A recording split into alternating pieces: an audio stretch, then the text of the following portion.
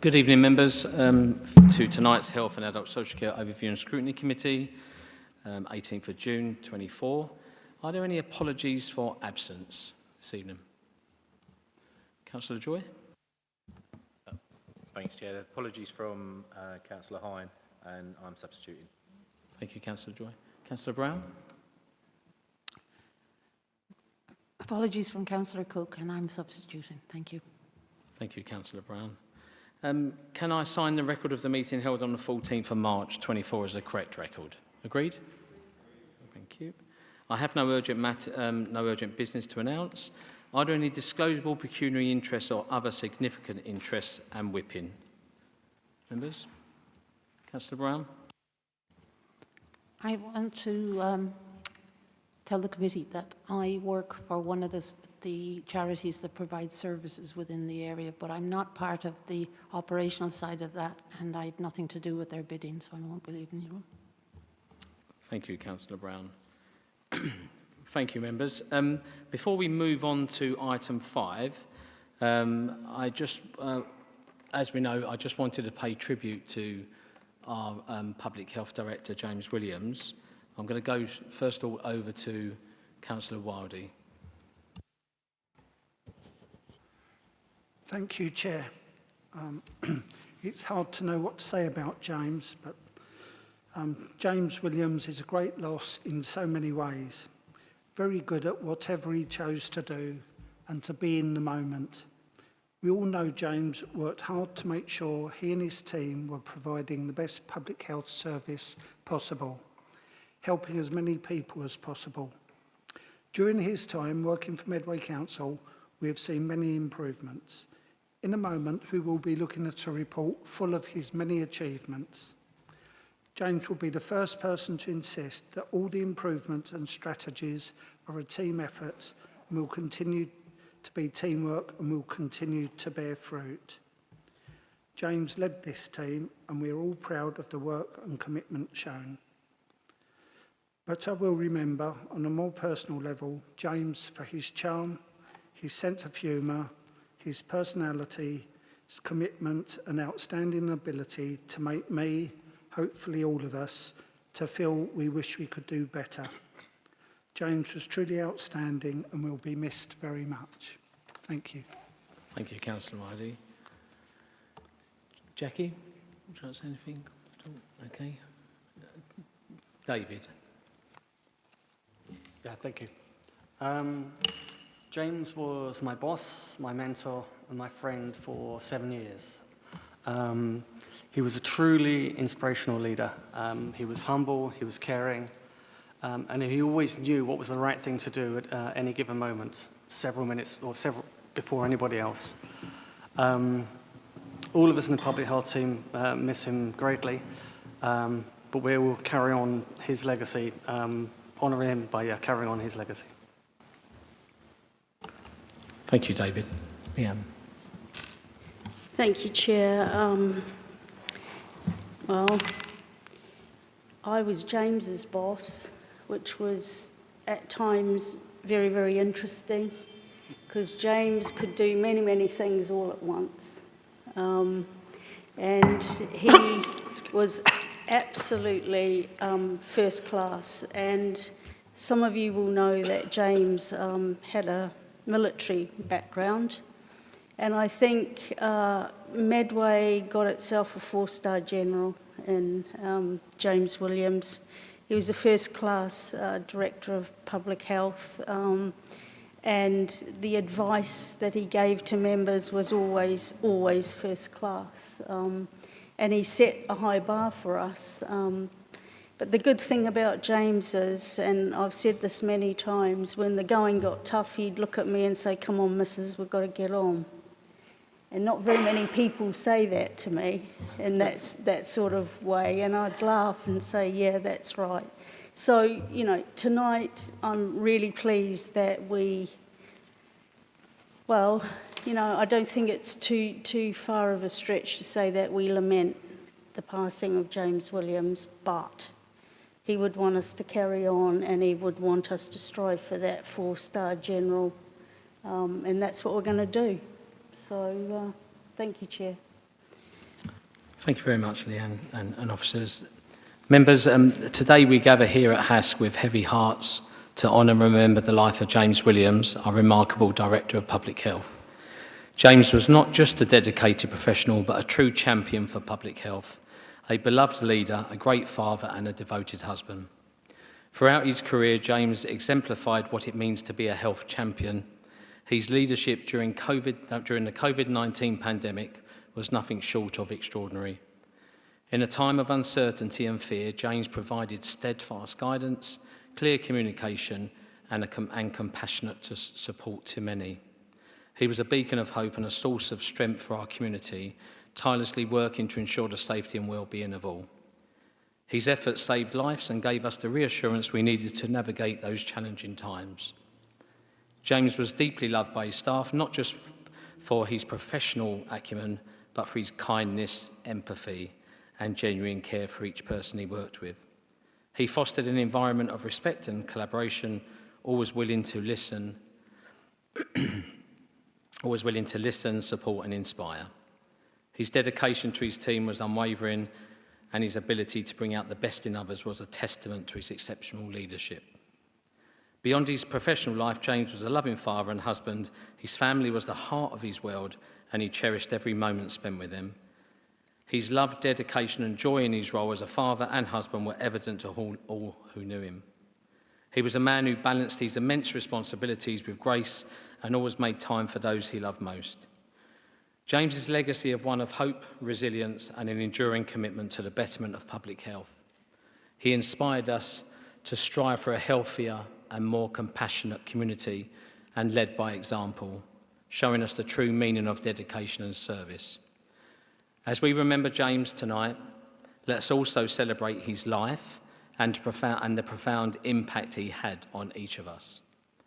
Let us honour his memory by continuing his mission and advocating for the health and well-being of our community and embodying the compassion and dedication he so passionately demonstrated. Our thoughts and heartfelt condolences go out to James's family, friends and colleagues.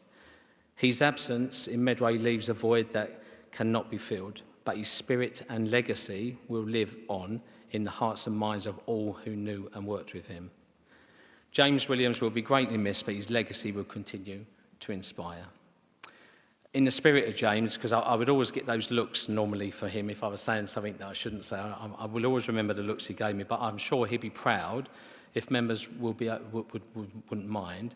He would ask us to stand like he always did at different meetings, so I just want to stand in honour for James, and we just give a minute just to remember him. Thank you, members.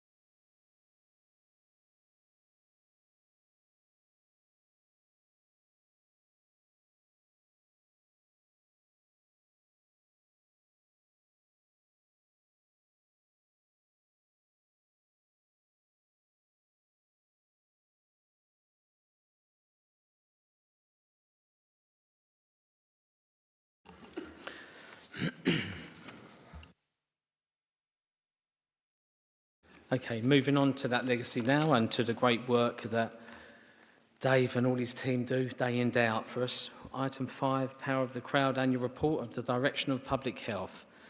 David, over to you to present, please. Right, thank you. So, Directors of Public Health have a duty to produce an annual report on a topic of local importance. And we've just been hearing about how James was such an inspirational leader and Director of Public Health. And this report exemplifies one of James's core beliefs, that if people work together and support each other, they can achieve remarkable things.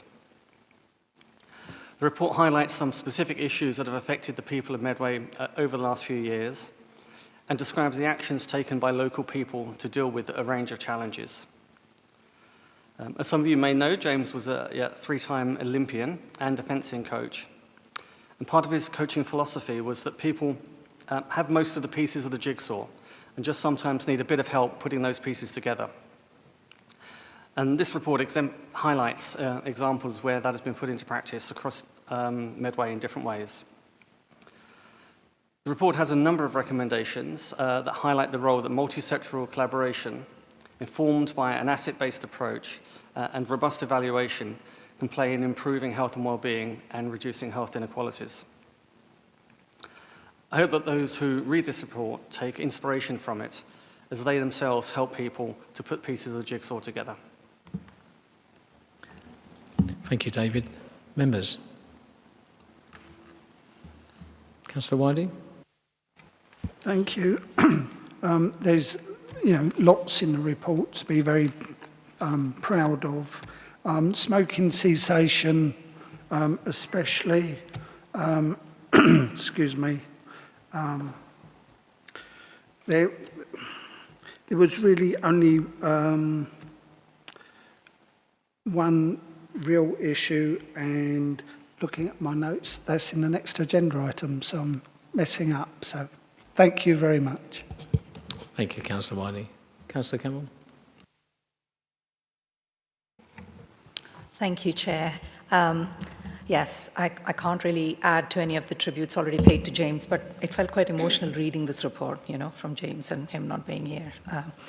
Anyway, so the report is fantastic reading. I really felt sort of proud that this is what Medway Council are achieving. Just the breadth of initiatives, just the number of sort of areas you're managing to target and address in terms of health outcomes. I thought it was excellent, and I just wish more people knew about all of this, that everything that's on offer. So I've only got a couple of minor observations to make. So back in 2017, I was employed in the charity sector on a project commissioned by the Clinical Commissioning Group in those days. And it was all about this asset-based community development, increasing engagement with people, preventative actions, and kind of like social prescribing. But there was no involvement from Medway public health at all. And I used to kind of wonder, how can that work, without the public health involvement? So it's really heartening to see in this report how much focus is being placed now on collaborative work between the ICB and public health to kind of bring, especially around commissioning, joint commissioning. So I just kind of want to seek your reassurance that there still aren't hidden pockets of silo working where commissioning is happening here and there, where you're all kind of seeking to engage with the public and work in this area, but not speaking to each other. So it should all be joined up like that, rather than just a few main projects.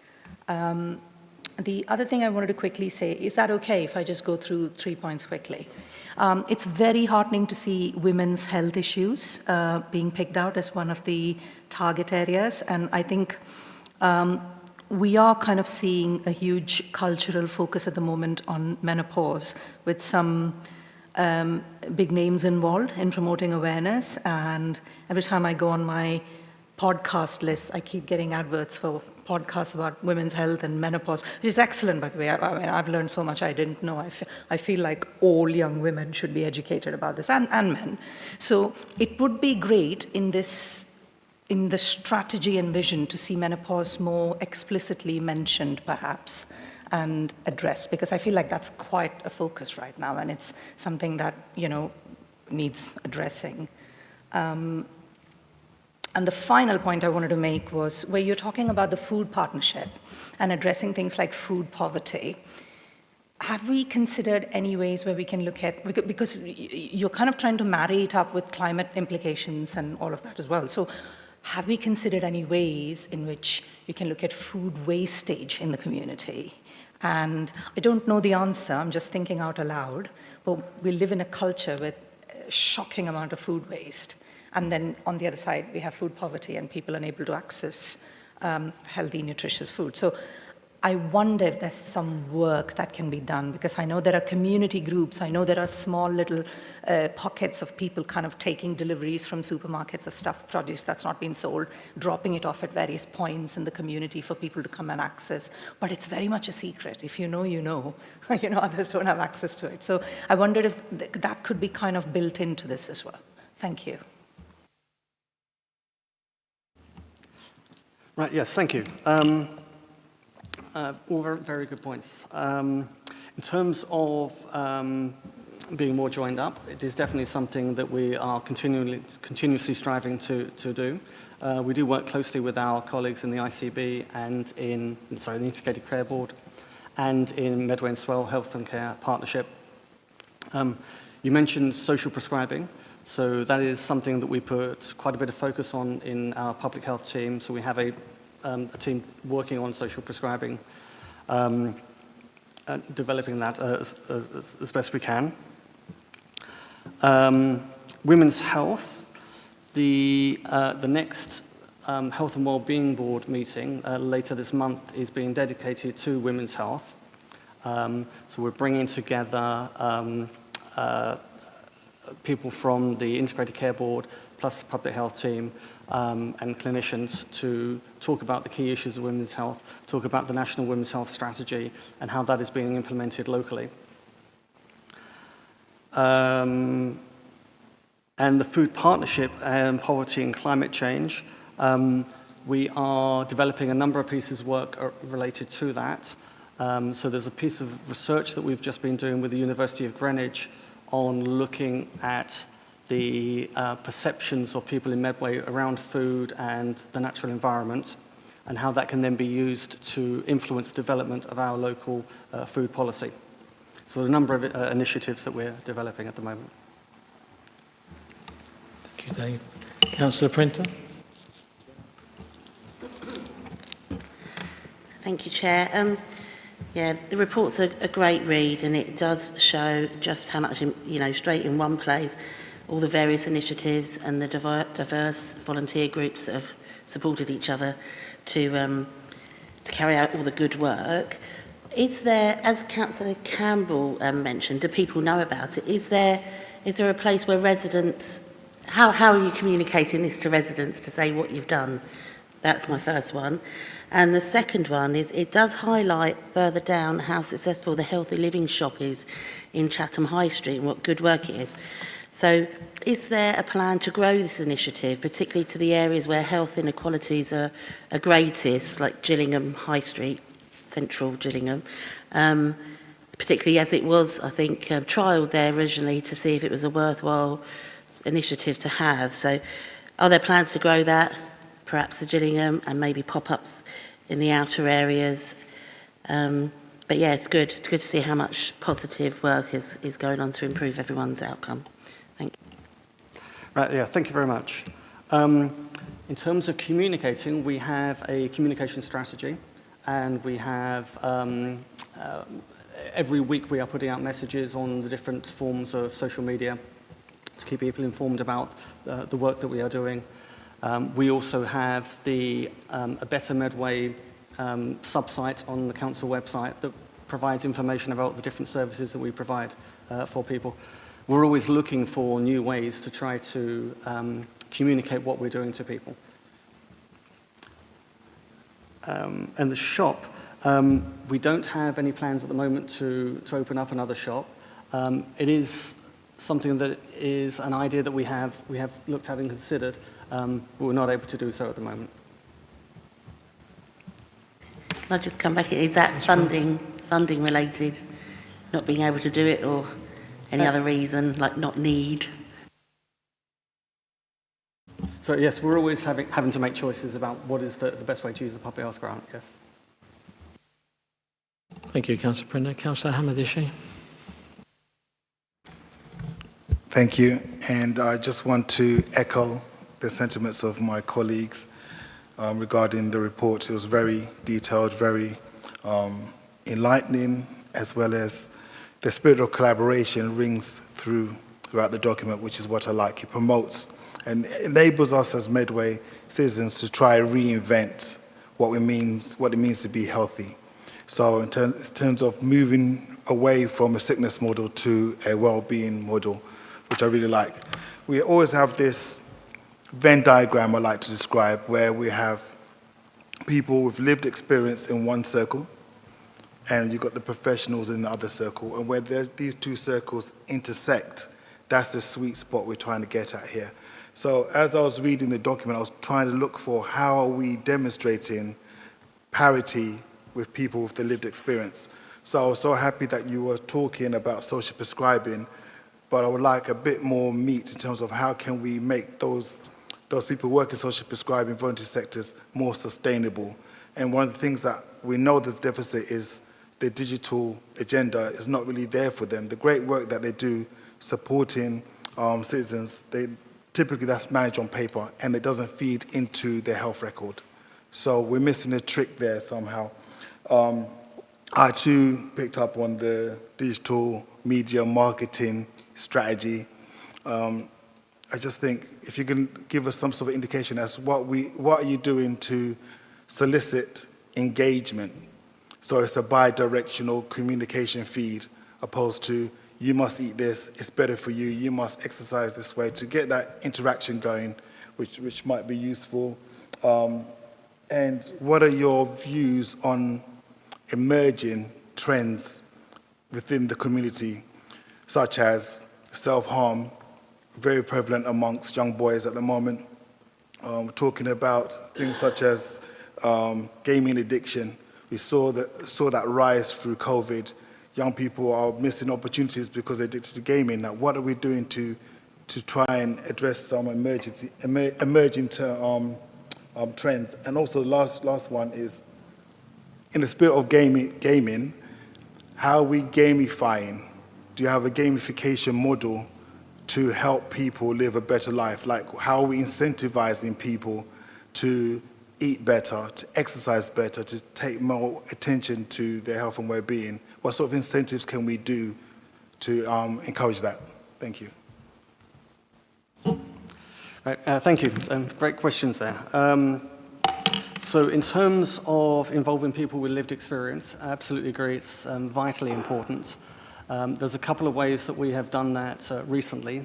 So with the development of the joint local health and wellbeing strategy for Medway, we spent a total of about 6 to 9 months, engaging with people in different ways to better understand their views on what are the important issues around health and wellbeing in Medway. We conducted online surveys, but we also conducted a number of focus group discussions with people with different kinds of lived experience to make sure that we hear the views of people who are less often heard. So that was through the joint local health and wellbeing strategy.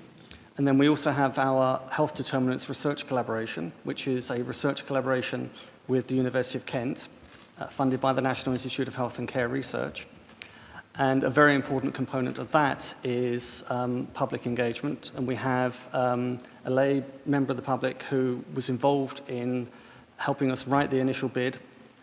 He's now part of our executive team, and he has recruited and now leads a public advisory group, which is an independent group of members of the public who then look at what we're doing, the way that we're communicating, and then advise us and help us to improve the way we are working with research. And we apply these principles then to other aspects of the work that we do in public health. And absolutely agree, it's vitally important that we get the input from people with lived experience. In terms of emerging trends, public health is very much an evidence-based area of work. So we're continuously looking at the statistics around public health to see what the trends are, to see what is changing. And then we adapt what we're doing and how we are delivering our work according to what the need is. So it's an ongoing, continuous process of keeping an eye on what are the emerging trends and what are the important areas of work. And you had mentioned self-harm, so there have been some specific pieces of work that we have done around self-harm. And gamification. So we have been developing some apps to support some of our services. We haven't gone as far as doing gamification yet. But that would be an interesting area, certainly for certain groups of people that we work with, yeah. Yeah, bring one back. No, thank you very much for that. And just one more thing, just to reiterate. A lot of us here are involved in litter picking. A lot of us are involved in litter picking. Okay? I'll wait for you, don't worry. Sorry, I was having headphone That's problems. okay, that's okay. A lot of us around the room are involved in litter picking. And one thing that we all can testify to, it gives us a reading of the pulse of what's happening in our local communities, what's being thrown away, like drugs, paraphernalia, you find that, alcohol, you find all sorts of stuff. And if you do it regularly enough, you know exactly when people were smoking, drinking in the park. It's a very good, post check. So when talking about public health, are you engaging with, say, A&E, the front door, the frontline services, and see what comes in? Because that will give you instantaneously, there's a lot of data coming in with people who are, say, for example, self-harming, addicted to certain stuff, so that you can obviously be more proactive. Instead of waiting for a global picture, we have a very unique demographic here that might have a very unique use case. The last thing I want to say is, I particularly like this one section. I don't know why I missed it before. This is the boldness of this document, because you're also trying to re-educate people. You're not just educating them, you're re-educating them. And what I mean by that is you've got a section here for African and Caribbean Eat Well Guide. And I can tell you from experience, a lot of this food that we eat that we think is healthy, it's not. And a lot of African and Caribbean people, we feature in the top percentile for most of the diseases in the country, but we think that we're eating healthy. So the fact that you are bold enough to challenge this notion head on, I do commend the support. Thank you very much. Thank you, Councillor. David, I don't know if you just want to briefly comment on the element. We collect all stats at the Dorset Hospital. Do you want to... So we work closely with colleagues across the system, so we do pick up on emerging trends very quickly, yes. It's okay. Okay, Councillor Gilborn, over to you. Yeah, thank you, Chair. I just wanted to commend the report, as everyone has said. It's an excellent report, and it's been enlightening for me to read it after being on the council for just a year now. And I was particularly interested to read about the hypertension heroes, because I'm suffering with hypertension, and it's not just because I've become a councillor. But it's really exciting to see the benefits that have flowed from having that. And I'm echoing really what Councillor Campbell said. Can we hear more about it? How can others hear more about it? And also, how can we tell our residents in our wards about what's going on in a nice, easy way? So however, we can get this publicised more, then I think it will benefit all of our residents. Thank you. David? Yes, excuse me, thank you.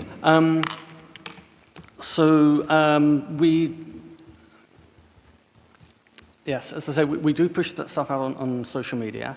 I'm just trying to think whether we could do a regular briefing. I'll have a word with my colleagues to see whether we could do a sort of regular briefing for councillors that may be useful. Okay.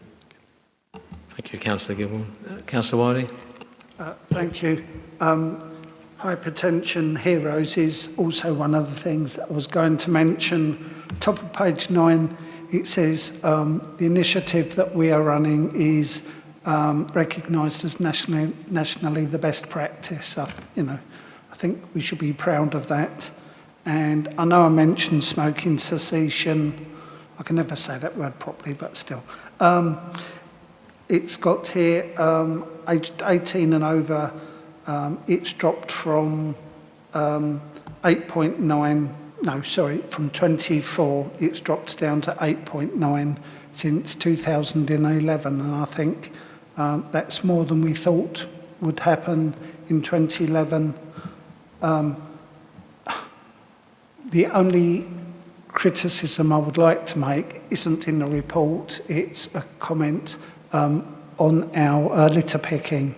In Lordswood, our litter pickers were told not to leave their bags of litter about, or they would be done for, dropping litter themselves. So I know that's going off the point. It's going off the point, Councillor Wiley. But I do think initiatives like that from our own population, off their own back, should be commended, not and try to put them down.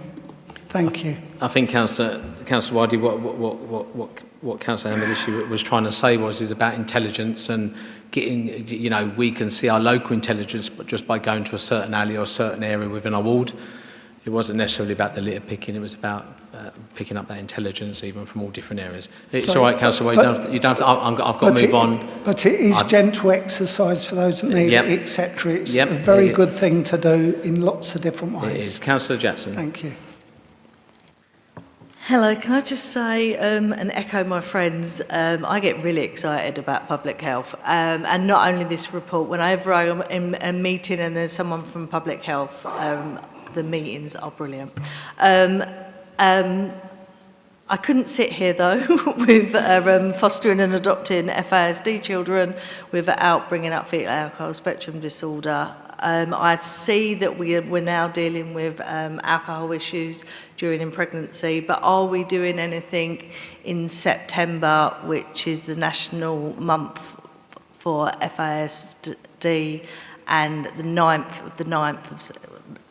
of September, which is International FASD Day, with prevalence now far preceding diagnosis of autism and ADHD, and we could sort of like do a, because there's always been this thing around birth mums, but we're really trying to practice this no shame, no blame. We're here to support. No woman wants to harm their baby. We just want to have proper discussions and around that, and embracing September if we can't do it this year, maybe next year. I appreciate that it's short notice, but I think that would be really good.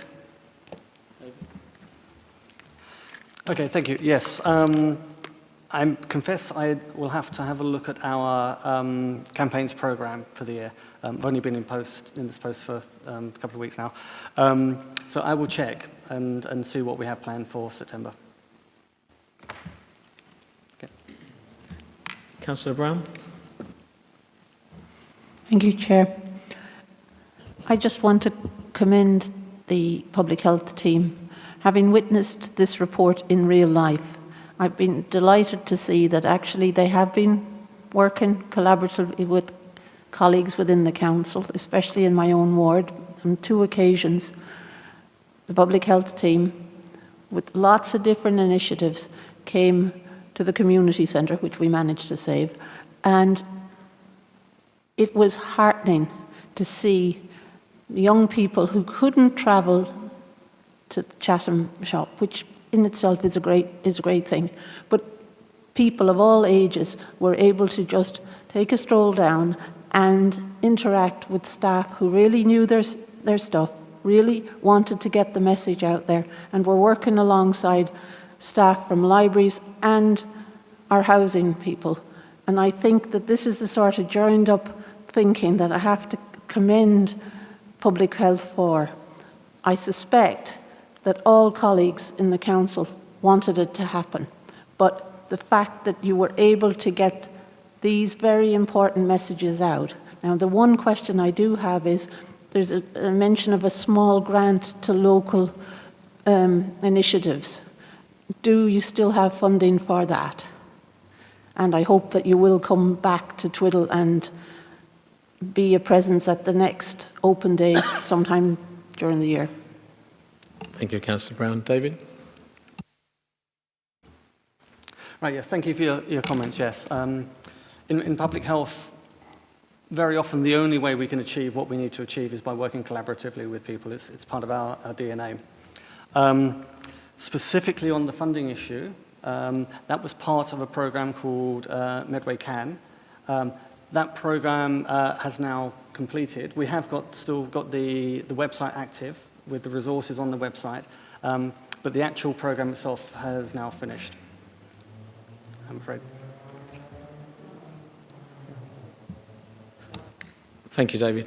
And finally, Councillor Nang. Thank you, Chair. I'll first like to commend the public health team and then the volunteers who support the social prescribing, and also our hypertension heroes who have done a very great job for the community. One issue I have with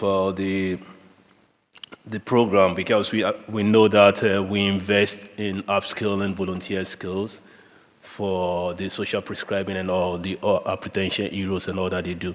But I think most of the time, people would like to see such, when these heroes are working, they will sometimes prefer to also see them being supported by some of the public health staff, so that they will know that really it's from, because if you definitely know someone, you feel, okay, he might not have got, even though they have trained a person, you might still feel he hasn't got the skills. But if you have some of this public health service personnel with them, it will make it more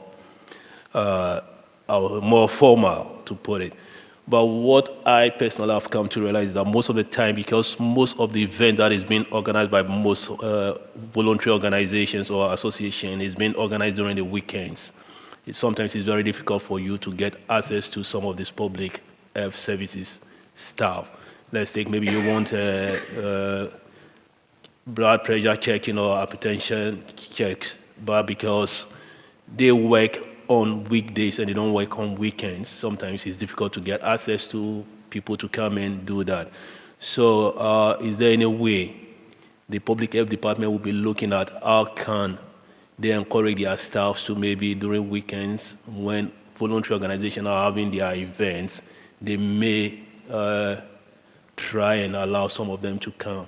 I know we are supposed to work Monday to Friday.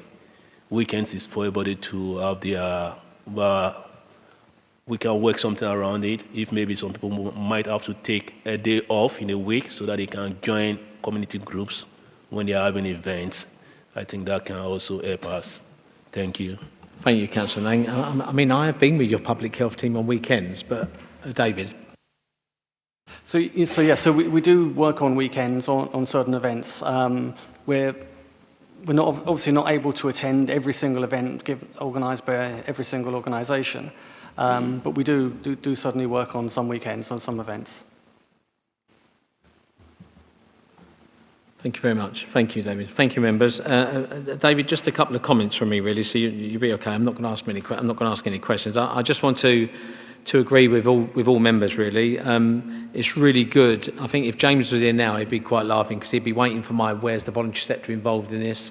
He'd be waiting to see when I bring up the inclusive part, and actually it's all in it. It's here. So it's been achieved after 9 years. It's on there.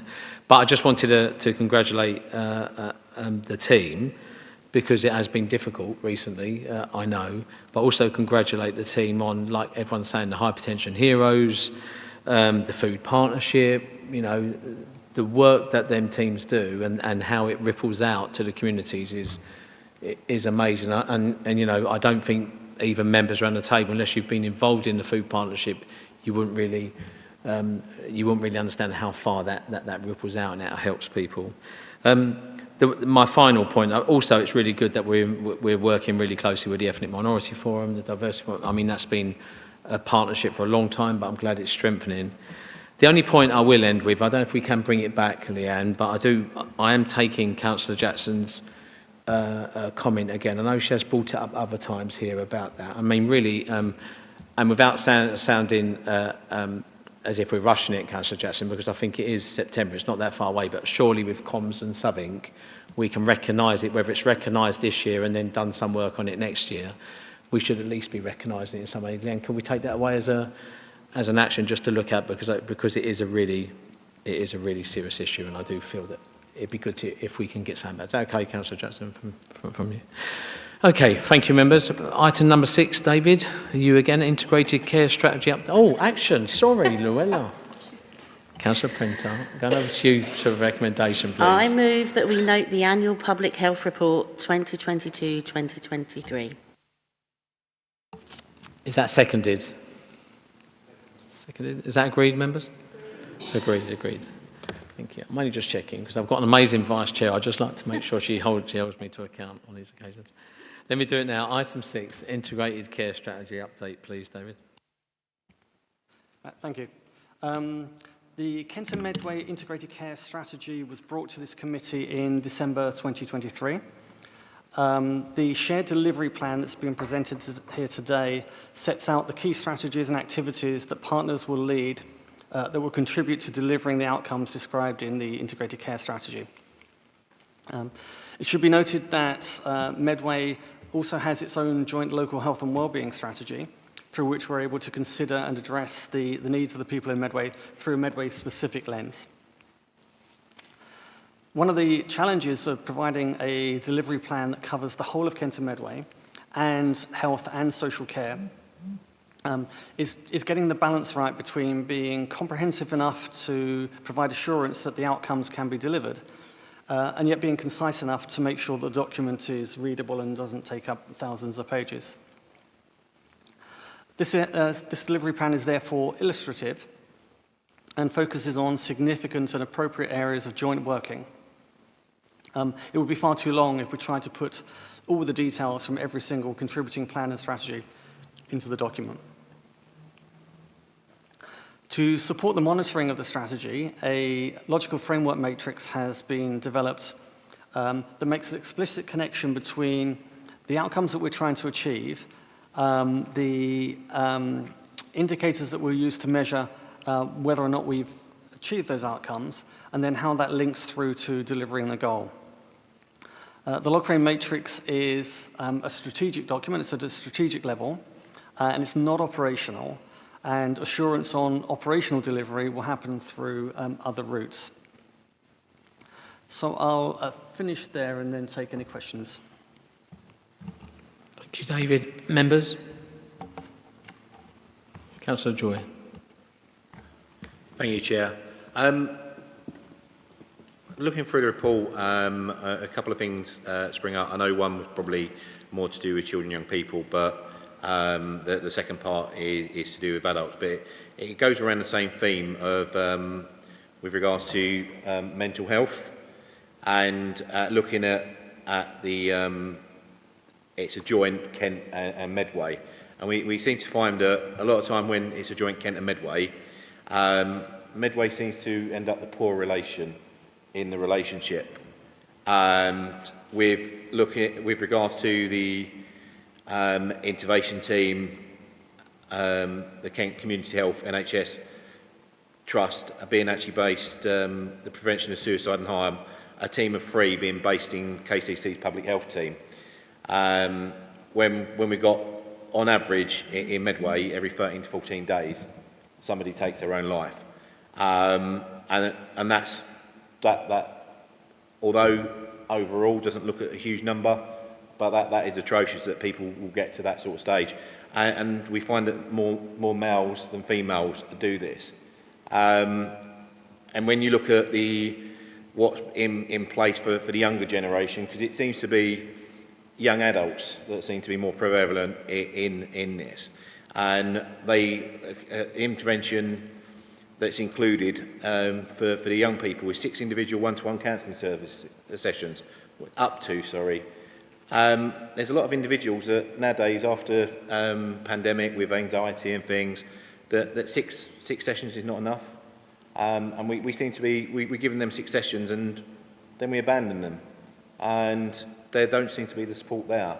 And I'm just wondering what is being done for our young people and our adults with regards to mental health and the support they're getting it. So on the reports I can find, 15.7% of adults prior to the pandemic suffered from depression in Medway. That number's potentially gone up a lot more. And we need to be doing more, because it says on here is that driving to get physical and emotional health being treated equally. But I can see the improvements in physical health, but it seems to be at the detriment of emotional and mental health, with that seem to be being left behind and nobody seems to want to talk about it. Just wondered, what is the strategy to making sure that Medway is prioritised as much as KCC? Thank you. Thank you, Councillor Joy. David. So, thank you for your questions. So we work with the Integrated Care Board and our KCC colleagues together as a system as part of the Integrated Care Partnership. And it's through that partnership and working together that we are able to advocate for the needs of the people of Medway. So it's through the partnership working that we're able to argue for the needs of the people of Medway. In terms of the actual strategies, I can't remember. I need to look at the document now because I can't remember exactly which one was listed in there for mental health. I'll have to come back to you on that one. Sorry, Jackie, do you want to come in? Thank you. I think the strategy talks about examples of delivery, and that's one of the examples in there.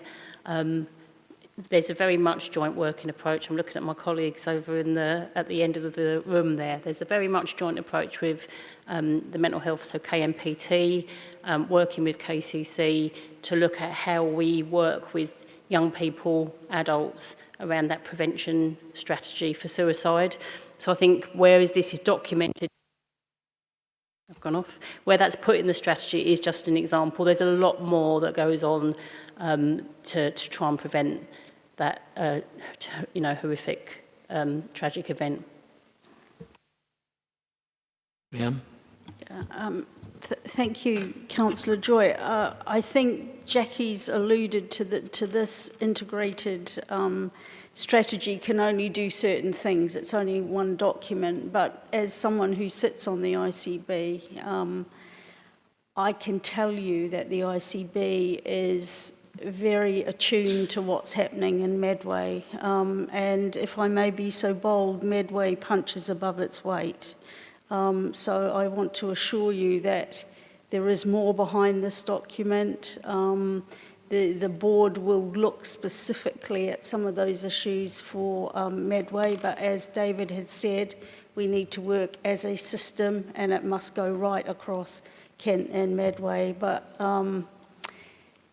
and you can see some of those things playing out, some of that evidence. If you'll bear with me, Chair, the most recent report Medway got on its SEND, you can absolutely see how some of those initiatives are working very well in Medway and perhaps not so well in Kent. So we have to be very balanced about our view. But Jackie is right. This is a snapshot. There's a lot behind this document. Thank you, Dan. Can I just remind members, if we can keep it to questions, it'd be a lot easier for officers to answer. So obviously introduction, but the questions, if we can keep them succinct. Councillor Campbell. Rapidly rephrasing into a question. My first question is, especially shared outcome one, given that it's all about children and young people, has this strategy been made visible to the children and young people, ONS?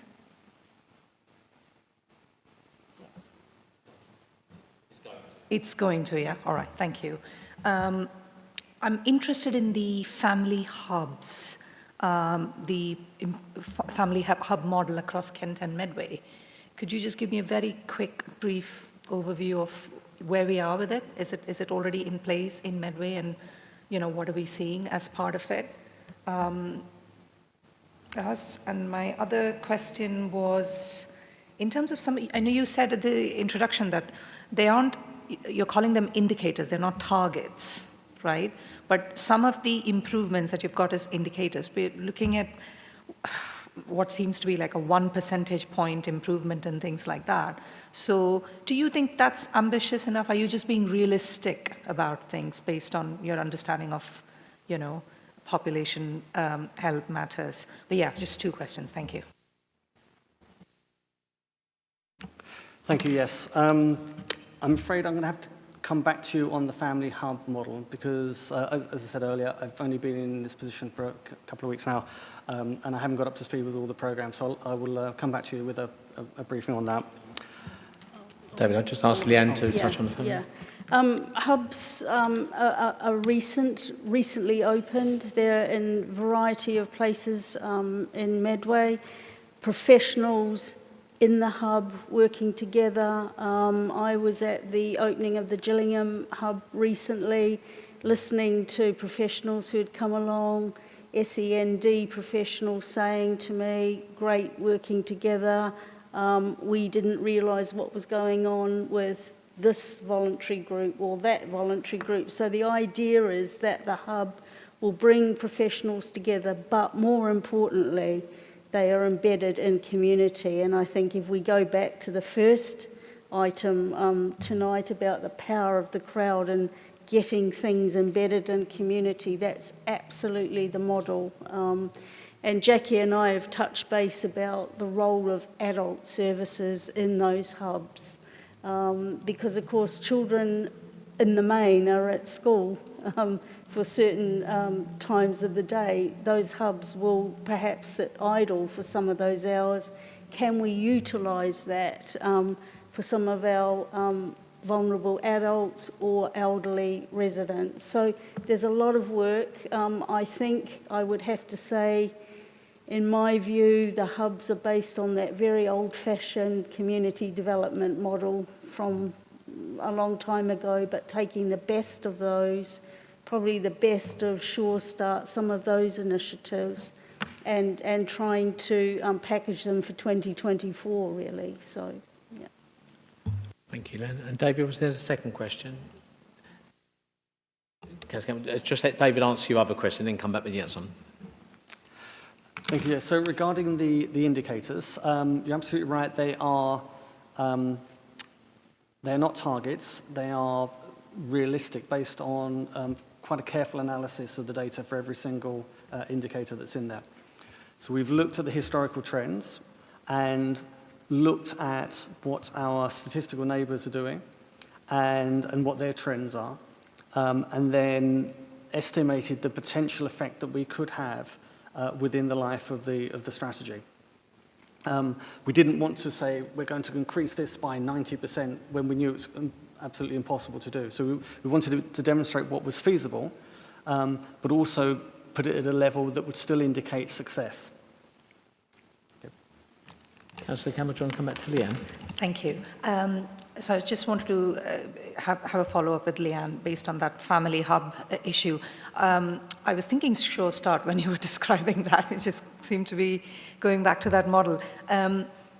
We already seem to have, we already had children and family hubs. I guess what I was asking was, are these new centres being opened up, or are they using, because I know, for example, there was one in Chatham, Magpie Hall Lane. There was already one, which I think previously used to be a Show Start Centre, then became like a family hub.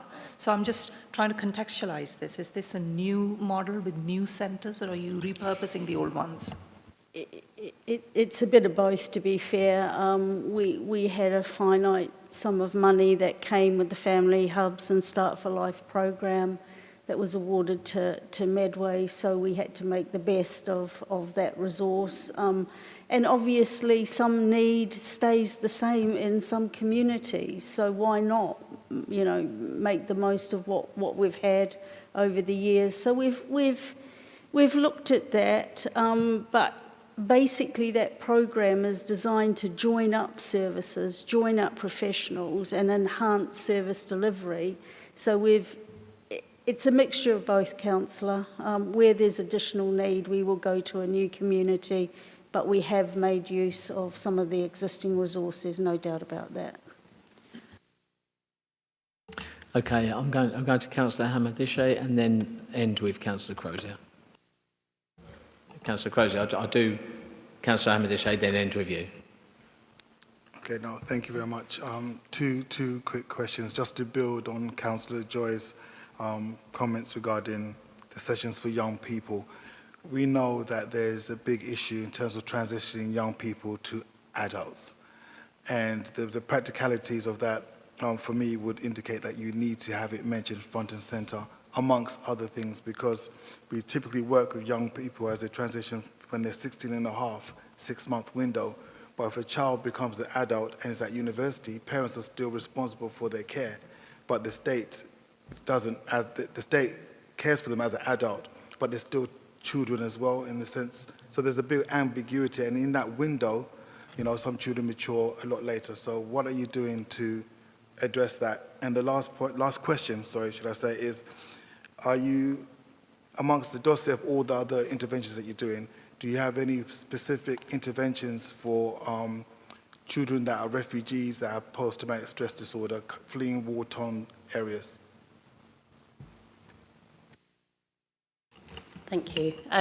So with regard to transition, we've got a dedicated team in adult services that works really closely with children's social care, and we had some challenges when we started initially.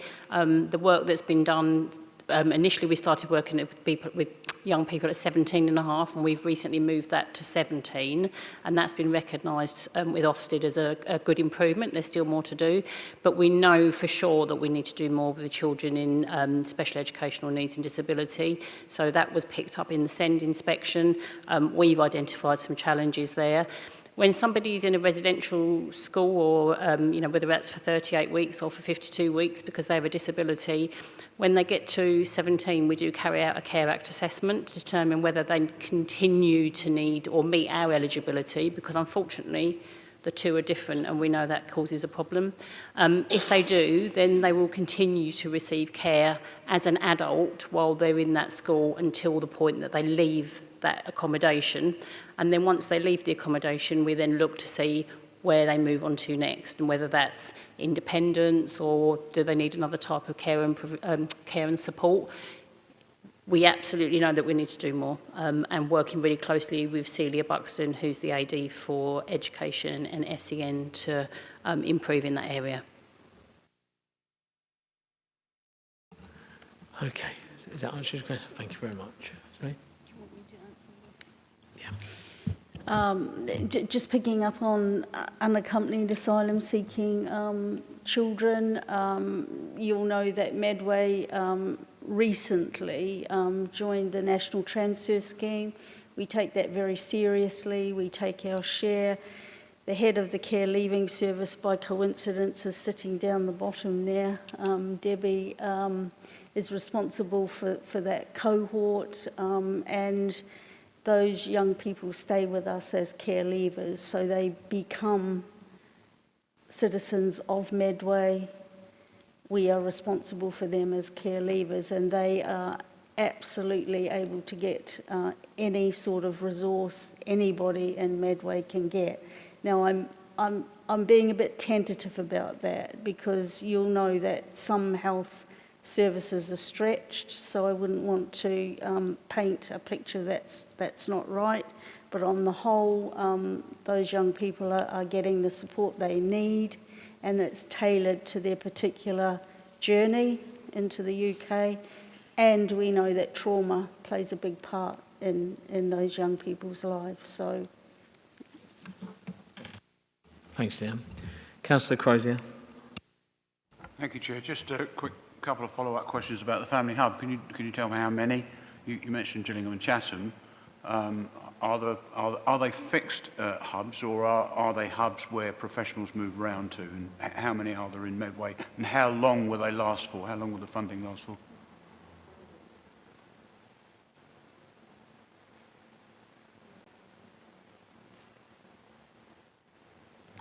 Councillor Crozier, I want to come back to you on that one because it's quite complex, so I will get that answer to you outside of this meeting. Thank you. Leanne, if we could make sure it's a briefing note for all committee members, that'd be really helpful. Is that okay, Councillor Crozier? Yep. Finally, Councillor Whitey. Thank you. I would like to, talk about GPs as mentioned on page 143, and to get a GP appointment. 49% of people describe that as good, and we hope within, 4 years to get it up to 71%. Well, that, it should be better than 49% now, and to hope it gets to 71%. And to go back to a question earlier, if we had more and the GPs had more time, we may not, we might cope better with the acute stroke, hyperacute stroke unit, despite the need in Medway having gone to Kent, the acute mental health beds having gone to Kent, the dementia ward gone to Kent, the acute vascular care gone to Kent, although parts are dribbling back. The main point being about GPs, if we are only providing 49% of the appointments that people are asking for, why didn't the GP task group even suggest there was a shortage of GPs, which we all know, but they, for some reason, refused to include that in their task group, which is beyond my comprehension. Can I ask the question, Councillor Wildy? Well, the question, we're not going back on the GP. I've said it many times, I'm not going back on the GP task group again. So it says here we've got 49% of people are happy with their GP appointments or making GP appointments. To me, that's an abysmal total, and to try to get it up to 71% is not, I would expect us to want it to go up to 100%. All the mitigation that's going in to help our GPs, and we're still not expecting it to get to be anywhere near good enough. And as a council, I still think the task group should have done its job properly. Thank you. Okay, I mean, on the task group again, Councillor Wildy, I don't want to just repeat myself because I tend to keep doing that. I should just have a button here and just telling you the same thing, really. But we have a new structure in place now where it's been agreed. We had a briefing not long ago, and one of our RNSs, and they'll be coming back again and telling you where they're going in that direction of recruitment and everything else. So we had a very good, if you remember, we had a very good presentation here about that. So they'll be coming back, And which as- is the group moved on from the task group. And So- as this makes clear, we hope to get up to 71% of what the population would actually like. I'm sorry, that's not good enough.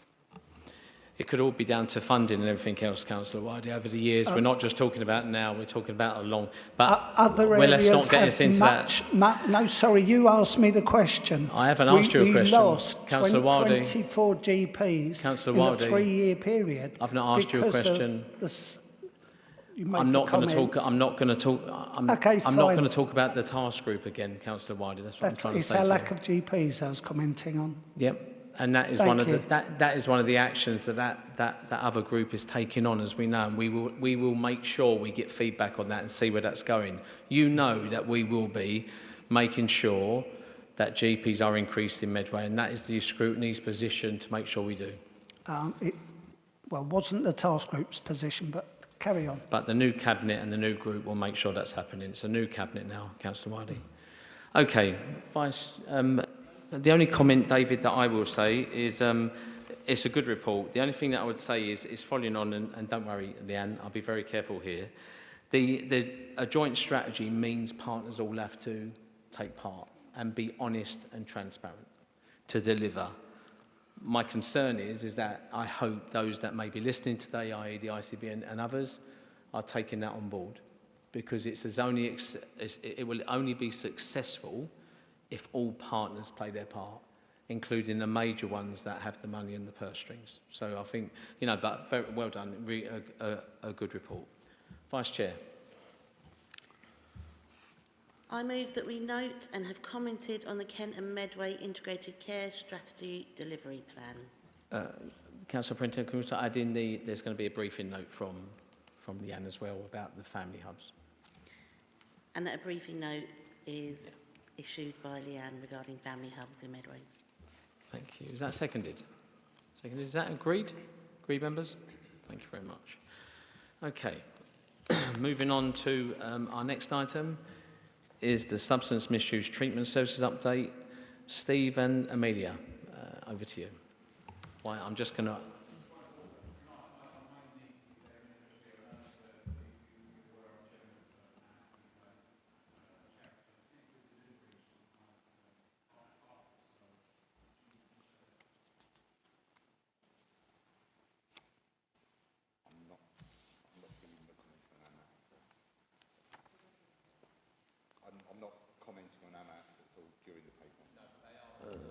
Steve, they are providing a service for the trust.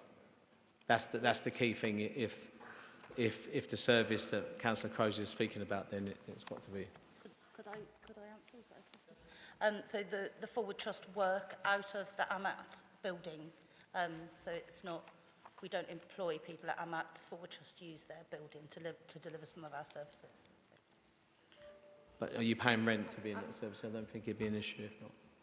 Chair, I was under the impression that we'd received some money for it, so that, I mean, I'll take your advice, but I'm happy not to comment during the discussion, if you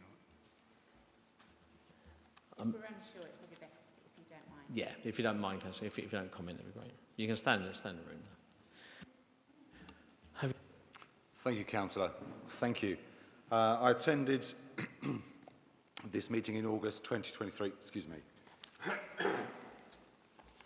My sincere apologies. I'm recovering from a cold, and it seems to be every time I decide to speak, that's a point at which my throat goes funny. So if I do need to take a drink, please do forgive me.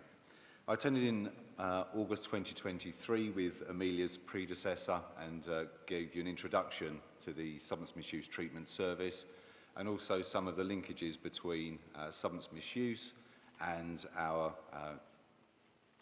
law enforcement and criminal justice elements. Hopefully this paper will be able to give you an assurance that we are making progress in the harm to hope drug strategy. And one of the things I really wanted to bring out through this paper was the collaboration that is actually happening across Medway, that we are working with multiple partners to try and get a good outcome for the residents of Medway. I wanted to give opportunity to ask questions of Amelia and the new service, which has now been running for a year. As somebody who manages the commissioning team, my observations are that the service has settled in well. There was a dip after commissioning, as there often is, but the service have kind of come back and are performing very well and kind of meeting the key performance indicators. Although the service will acknowledge that recruitment is a significant issue, and I've kind of raised that in the risk later. Also wanted to raise the concerns or the risks there are around central to long-term funding for substance misuse. There has been some additional investment through Supplementary Substance Misuse Treatment Grant, SSM TRG, and also the Rough Sleepers Drug and Alcohol Treatment Grant. Along with other areas, some of that funding is due to run out in March 2025, and having spent the last few years developing a very broad and collaborative system, there's uncertainty around that would be. Other risks that I wanted to draw your attention to were the co-occurring conditions and substance misuse of ill health. There has long been issues with somebody who has co-occurring conditions not being able to access the treatment when they want and the correct treatment for them. We are working collaboratively with colleagues in mental health, and my team are looking at the existing co-occurring conditions protocol, which says how things should be happening, to ensure that that is the experience of people who are working as professionals, but also the team have been out doing some focus groups today to find out if that is the experience of people with lived experience. There is often a feeling that substance misuse treatment service should solve all of the difficulties when it comes to substance misuse. I just wanted to raise the risk that there is an issue that if we do then operate within a silo, or operate silo thinking, then the residents of Medway won't be getting the best. It is a collaborative approach that we have been taking, and we wish to kind of continue doing that through the Combating Drugs Partnership. It was mentioned earlier about thresholds between services and transition between services. We did a needs assessment with young people to see what their views and opinions were and how a young person's treatment service could best operate. And it would appear that an all-age, yet age-appropriate service would be a good solution for that. So we do want to try and ensure that that is a service we're then going to be delivering across to Medway. And a significant risk, the drug strategy calls for a reduction in the number of drug and alcohol-related deaths. Any single death is too high. There are new substances on the market which are being used to adulterate heroin. That is part of the issue, and across the country we're seeing an increase in drug-related deaths. So we are working incredibly hard by having a local drugs information system, a drug and alcohol-related deaths panel to review any of these tragic deaths, see what learning there is. But there are additional risks now facing the sector which could undermine some of that work. Happy to take any questions, Councillor. Thank you, Steve. Anything you want to add, Amelia, at all? Anything you want to add at all, or you just want to take questions from... I'll just take questions if that's okay. No worries, okay. Thank you. Just turn your mic off there, Amelia, for a minute. Thank you. Sorry? Yeah, okay. Councillor Prenter. Thank you. Just looking through the report, the biggest substance abuse, I believe, in Medway is alcohol. But when you look through the report, a lot of the initiatives are called drug. It's not really that thread that it's alcohol. So are we picking up the people who have issues with alcohol? Because a lot of the programmes, because people who drink quite often separate themselves from people that have drug problems and don't connect themselves with that. So that's one question. Also on 3.35, the individual payment scheme, about helping gain employment, that's a really good tool to allow people to come out of that cycle. You had your first steering meeting on the 5th of June. How did that go? and the service expected to start later this month, I believe June. Has that started, or do we have a date for when it is going to start? And also, just really a observation. You have 13 vacancies in the service. How many is that out of 13, out of how many employees? And how do we see, unless you get a longer funding stream, how do you see resolving that issue? Thank you. Amelia or Steve, were you doing the question? Yeah, I shall start, and Amelia, if you're going to chip in, and those that are relevant to the service particularly. Thank you so much for picking up about alcohol. I spend quite a lot of time pointing out that alcohol is indeed the substance that causes most significant harm across Medway. It's responsible for kind of more deaths than substances. A lot of the projects will be drug and alcohol related death. We also use the word substance use, substance misuse, or substance misuse treatment services to encompass both alcohol and drugs.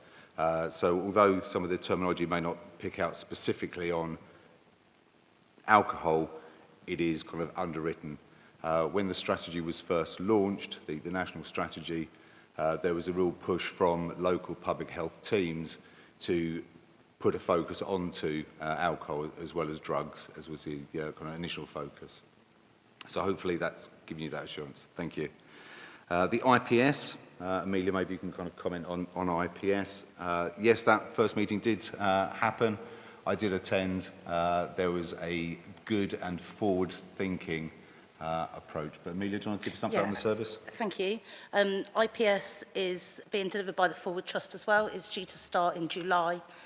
We have recruited for it. It is running in other areas and running really well. So it's where an individual service user will get a dedicated individual just to look at supporting them back into employment. And that could be right from the very beginning of that journey. So July is the start date. Can I just pick up on the alcohol? Is that okay? So we do have a really specific alcohol pathway, and it's, you know, it's true, most of our referrals are for alcohol, and our treatment for alcohol is improving all the time. We now do fibre scans and Pabrinex injections, so yeah, it's very much alcohol and drugs. And the staffing, Amelia? Vacancies, I'm going to have to get back to you on the exact number. I've got the spreadsheet in my mind, but I haven't got the number in my mind, so if that's okay, I can get back to you on that one. It has gone down from 13, but it has been difficult to recruit. No, thank you very much. I just wish that alcohol got as much press as laughing gas, for instance, as a danger to society. But yeah, thank you very much. Councillor Llewellyn-Brennan. Just to follow on about the recruitment problem, why is it because of skills or pay, or what's the reason for? That's not my question. I've got another one on top. But do you want to? Amelia. Shall I answer? Yeah. Thank you. It's difficult for a number of reasons. So we've had additional jobs come in, which there aren't that many trained substance misuse workers out there. Everyone who's a substance misuse worker is already working in substance misuse. Also, the roles are fixed term, which means that it's harder to retain people because they move on and they're looking for more stability. I guess the funding not being confirmed long term probably doesn't help with that. I was just going to say thanks for the report. That was what I was going to say at the beginning. Steve, last time you came, you spoke about plans to better understand how people who have recently come out of prison continue to receive the treatment and care that they had in prison so that they stay clean. I can see on the report that you're starting to collect information from people as to reasons why they might find it harder to continue, what barriers they face. Do you have any sort of outcomes from that yet, or is that still an ongoing process? Thanks. Yes, that was based off the work of the Continuity of Care Toolkit. And that has been a very, very useful toolkit. What it enabled us to do was look at the system, with prisons, with probation, and with community treatment providers and say, what is someone's pathway and journey through that process? What it's led on to is now it's a task and finish group, for want of a better phrase, but it is being led by Medway because we are the ones who are saying we need to do this, we need to do it very well. So one of my team is leading that work, and Kent are along with us on the journey. So it is a Kent and Medway project with probation, with prisons as well. And we are using that toolkit to then say, well, where are the areas that we're scoring kind of least? That should then be our focus on finding specific solutions for those things, and that is being done through that task and finish group, so that there is a real sense of this is everybody's problem, and let's find solutions to it together. So that is a real success story over the last kind of few months. What are people saying when they're kind of coming out of prison? It will be the usual issues of housing is an issue, not wanting to engage with treatment services when somebody comes out because they've been in a very controlling environment for a whole number of years, and then when they come out, they don't necessarily instantly want to kind of go into treatment service, so they may find other distractions before they kind of work their way into treatment. The other piece of work we're looking at is to try and understand why people use substances. Is under the Combating Drugs Partnership, there's a piece of work to do some research, particularly with young people, to find out what are the kind of initiators for substance use. We've awarded a very small contract to some researchers who have recently done some work on vapes with public health to see why young people use vapes. They will then be building on that work to then also look at why do people use substances. So hopefully that answers lots of collaboration and lots of things we're finding out.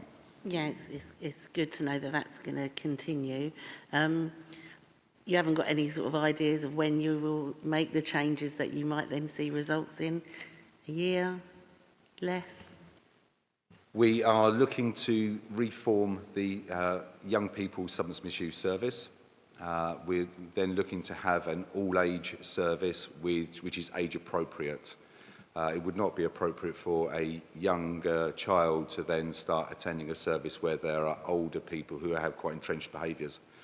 So what we're looking at doing is building a new model that is all age and age appropriate. There are some commissioning things that need to be gone through as part of that process, but that is the kind of direction of travel, and regular updates are then taken to the Combating Drugs Partnership, and everything we've learned is then put out through the Joint Needs Assessment, which is a living document that we own as a partnership, where that information can be shared and disseminated. Thank you, Councillor Brennan. Councillor Wildey.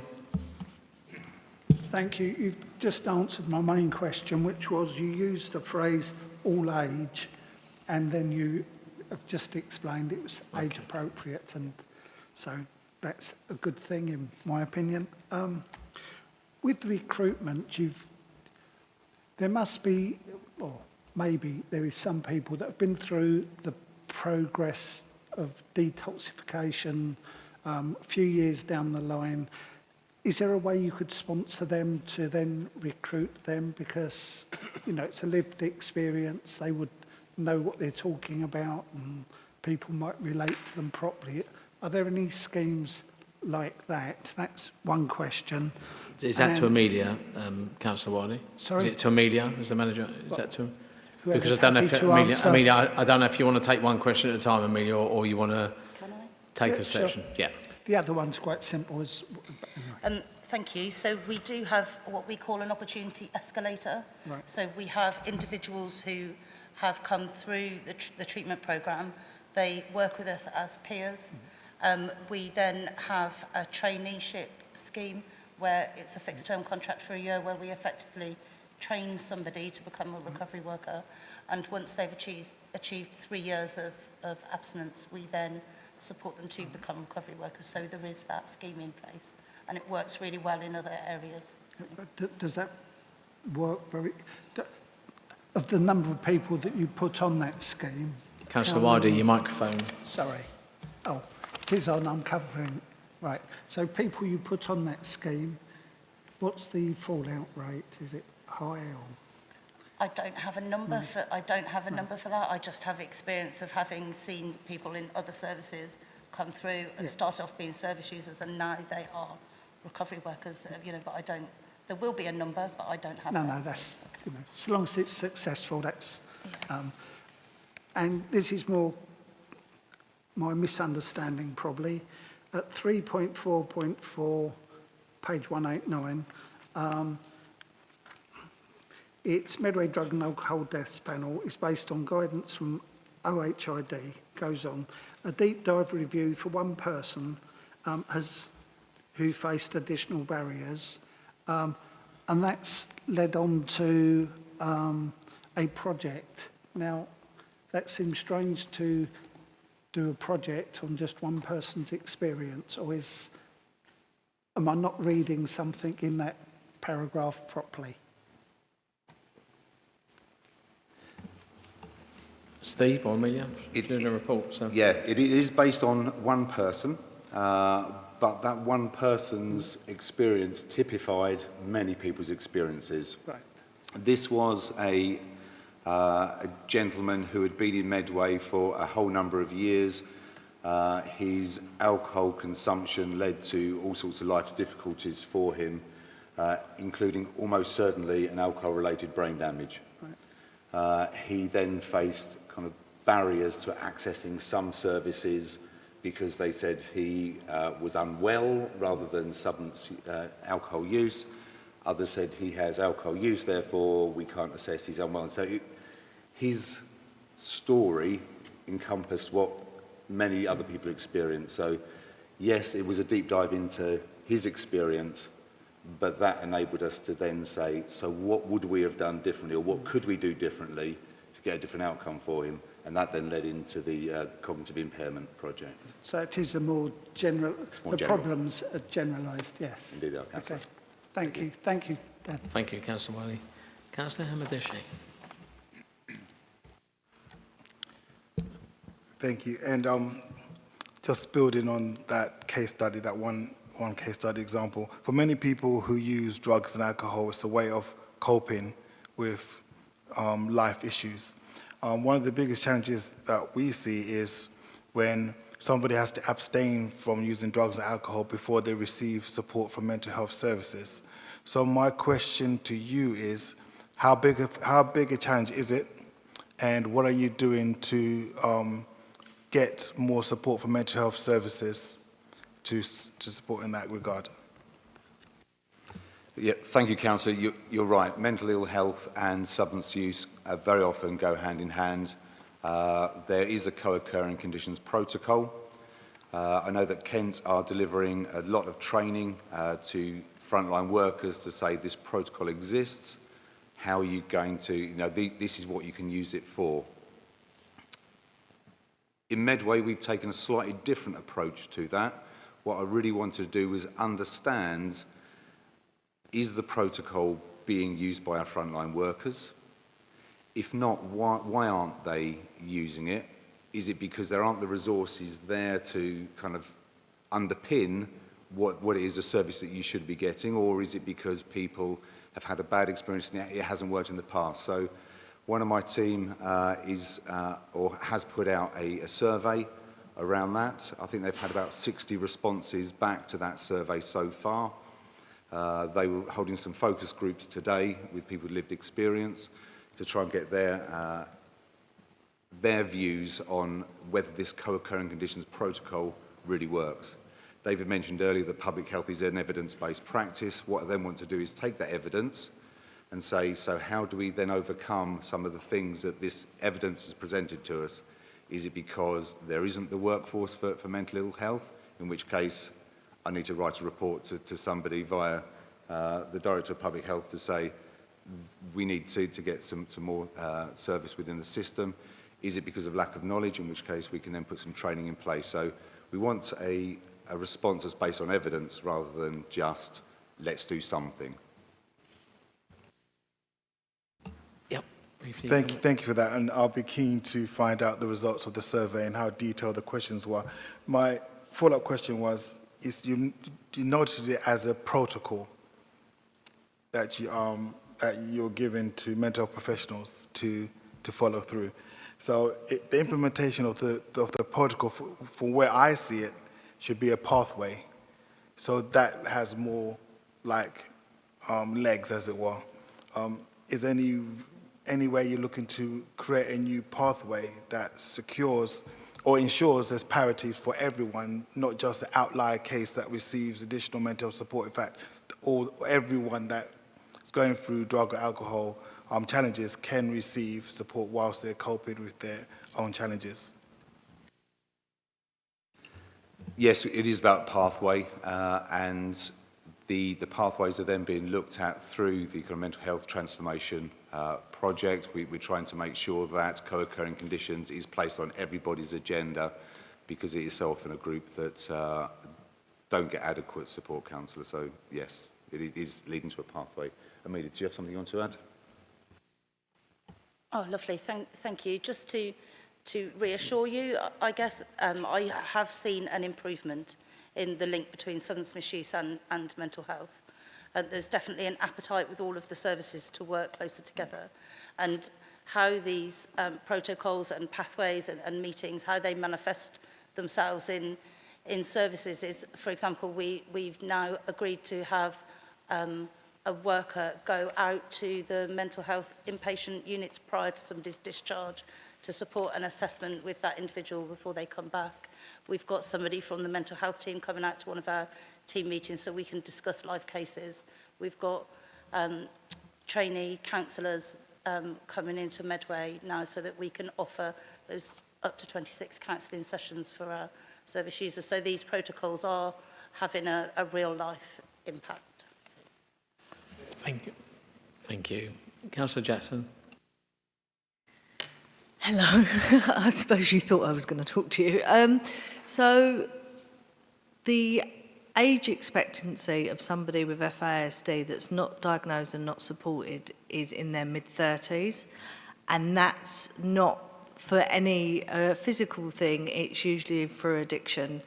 People with FASD have sugar addiction and alcohol addiction that has to be watched. And we have lots of adults that I know that have gone through your services as well as there's mental health issues because of it. I suppose my question is while they're doing your services, are questions asked about their background and whether they might have FASD? Because the outcome would be really different because they have a physical brain damage that then leads to mental health. And I do know adults that have been through not your particular service, but services similar to yours and keep reoffending, and then when they're diagnosed and get the help they need, because it is brain damage. It's not, and as you say, like alcohol can damage the brain. It is brain damage that leads to mental health. And that needs to, if you had a broken leg, you would try and fix that and give them extra support.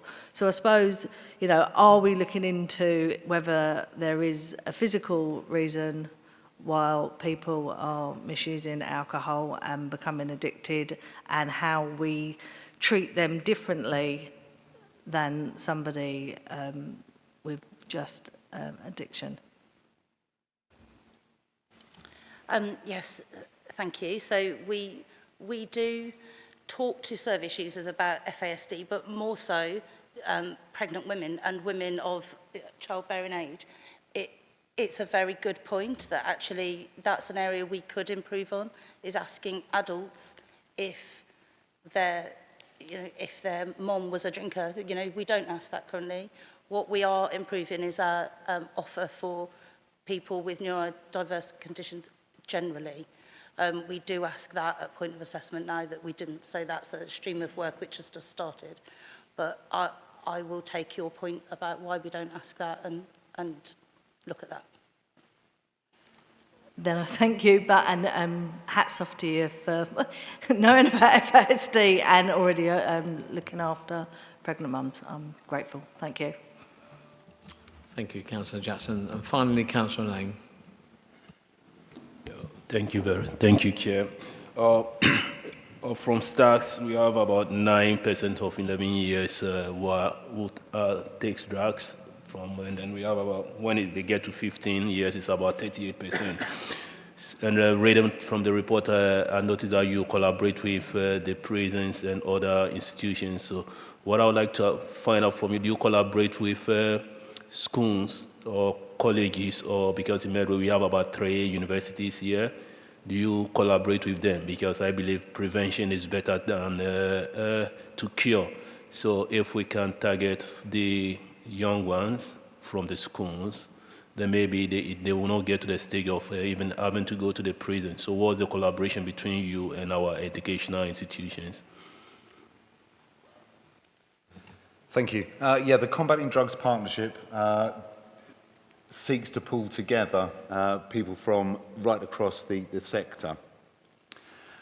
We do work closely with the education safeguarding team. There was a recent incident with vapes and substances other than nicotine within vapes, which we then kind of addressed with the education safeguarding lead. We are actively seeking contacts within education, but like health, education is not one thing, it is many things. So it's trying to find the right people who can then bring around that kind of input and influence. We work closely with colleagues in the youth service and the youth offending team, and we have a worker embedded into those services that's funded through the SSM TRG. So yes, we're actively trying to engage with young people, which we did through the needs assessment, youth services, but always looking out for high quality contacts within education so that we can indeed pursue a prevention rather than cure approach.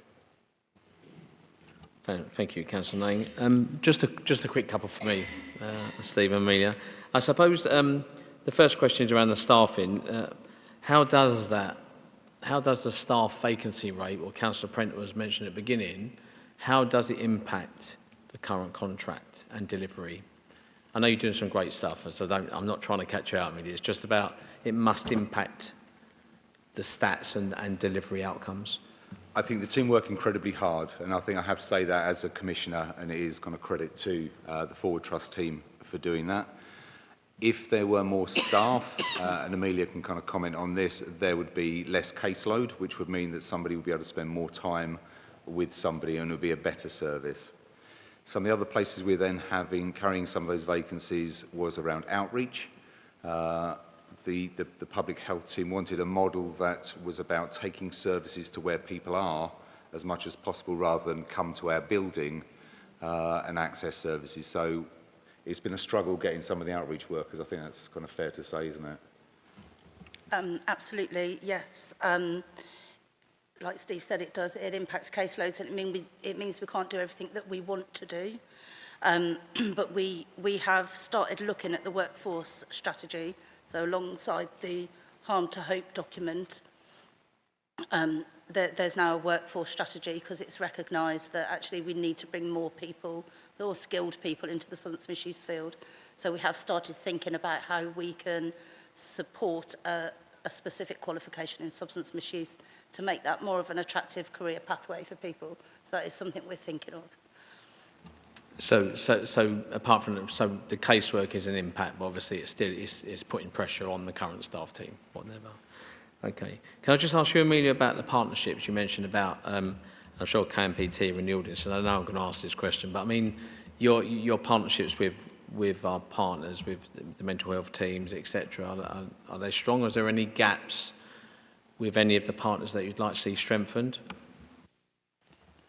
I'm still learning about all of the partners in Medway. I've been in Medway for around about 5 months now, and it's quite unique in the interactions that go on. I think the partnership working generally in Medway is really strong. I think we could always have a stronger relationship, a better relationship with hospitals, with acute hospitals. There is still work to do with the community mental health team services. And as we spoke about earlier with continuity of care, there is still some work to do with housing, although we've got some really good projects to do with housing actually in Medway for prison leavers. So I would say, yeah, hospitals and community mental health team services are the main areas for improvement. Thank you, Amelia. And just the final one for you, Steve, for me, is just, it doesn't have to be a long answer, so you're okay, but what's the plan B with the funding? Because obviously you're always planning ahead now. You have to plan ahead for this type of service. And if the funding's not there, then what happens? Yeah, thank you. The contracts are written in such a way that there is the core funding and then there's the SSMTRG, rough sleepers, drug and alcohol treatment. So if the money was to stop, then we would still have a core service that was operating. We are working closely with colleagues in housing who have kind of rough sleepers initiative. We have formed the Medway Multiple Disadvantage Network to try and bring together all of those pots of money and all of those services, so there's already kind of collaboration and working, so if the money does end, we still got a bit of a legacy that kind of carries through. Thank you, Steve, and thank you, Amelia. Before I pass over to the Vice Chair, thank you very much. And I know you've settled in. I know I did say this to your colleague before a year ago, but we have a programme of work here on the HAS where members can either go online and to learn more about the organisation, not coming all down to your place, because I walk past your place every day anyway. But the opportunity would be out there for you for you and your team to keep the HASC updated, and also to show some of the great work you're doing on the ground. So not just about coming here and being questioned, but actually showing us some of the evidence on the ground as well would be great. So maybe we get in touch at some point, and if you've got a couple of members that'd like to talk to us, that'd be brilliant. Vice Chair.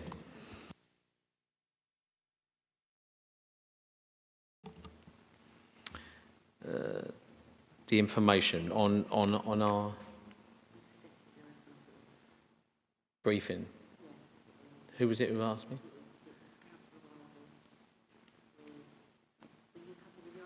Councillor Whitey, you wanted a little bit more information, was it, on something? No, actually, you were sorry. happy with the answer, yeah. Councillor Prenter, you're forgetting it was Councillor Mark Prenter about staffing numbers. So, no, it is. Okay, well,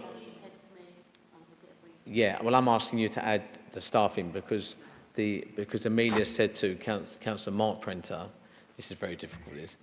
I'm not getting in the middle of this debate here. Said to that you'd come back, you didn't have the numbers available at this time around your staffing levels and about your fallout rate, etc. So that would be interesting for us. It was a briefing note on your staffing, your numbers and the fallout rate. Yeah. Oh, and survey results as well. Councillor Hamilton would like to send the survey results from you, Steve, if that, maybe sing that on the same briefing note. That'd be great. Is that okay? It is okay. Vice Chair? I move that the committee notes the update report and notes the risk to service delivery presented by uncertainty around medium to long-term funding, and that you return with a briefing or send a briefing note for the committee regarding the staffing levels and the survey results. Is that seconded? Seconded, Councillor Brentner. Is that agreed, members? Agreed. Thank you very much. Thank you very much for your time, Steve. Thank you, Mayor. We're going to just take a 2-minute comfort break for the people to change chairs and for people to come forward and for Terry to sort that out. Thank you.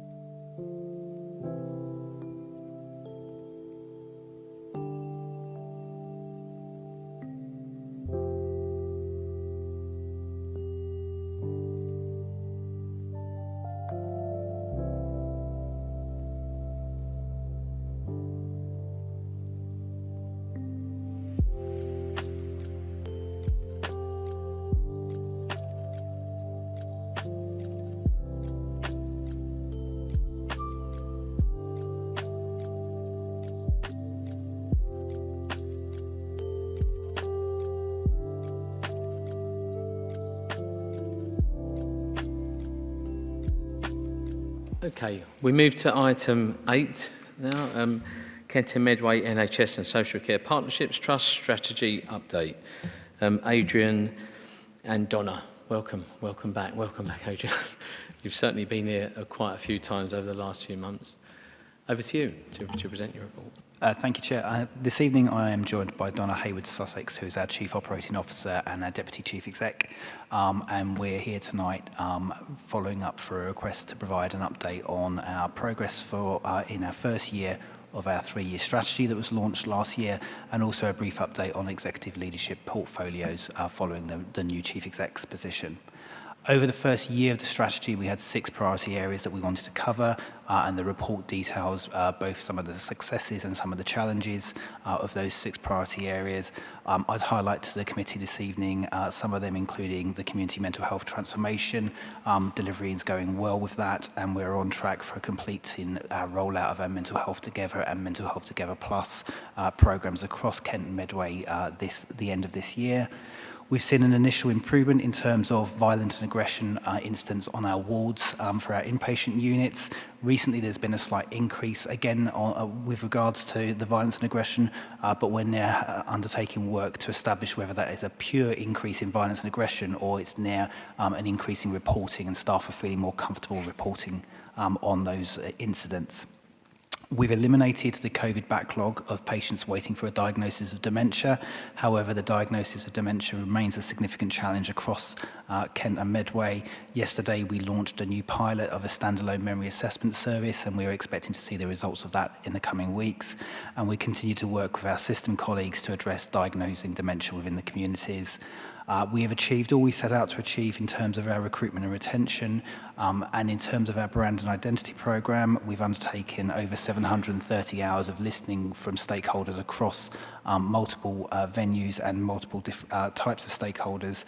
We've also partnered up with an external party to help us develop our cultural diversity and inclusion programme that we're commencing rolling out now, alongside embarking on a major leadership development for our top 100 leaders and managers across KMPT. The report also covers some other successes from the past year, including in March the opening of Ruby Ward, our 16-bedded inpatient unit for frail elderly populations of Medway and Kent. And we continue to work with our voluntary sector and in partnership with the ICB in the rollout of our safe havens, one of which is co-located on the Medway Maritime site. We've also detailed in the report an update with regards to executive portfolios since the establishment of Sheila Stenson as the Chief Executive in November. Sheila's also been out and about since November, meeting over 1,000 members of staff to engage with them and to listen to them and to hear what their concerns and what their improvement ideas are. We've also continued to learn from other organisations and bringing back that learning from organisations to embed within KMPT. And recently we also partnered with Deloitte, who led an internal well-led review and has given us 13 recommendations, and action plans are in place to implement those as well. I'll pause there, Chair, and happy to take any questions. Thank you, Adrian. Members. Councillor Prenter. Thank you, Adrian. Thanks for the update. I noticed you said there about partnering up with diversity groups.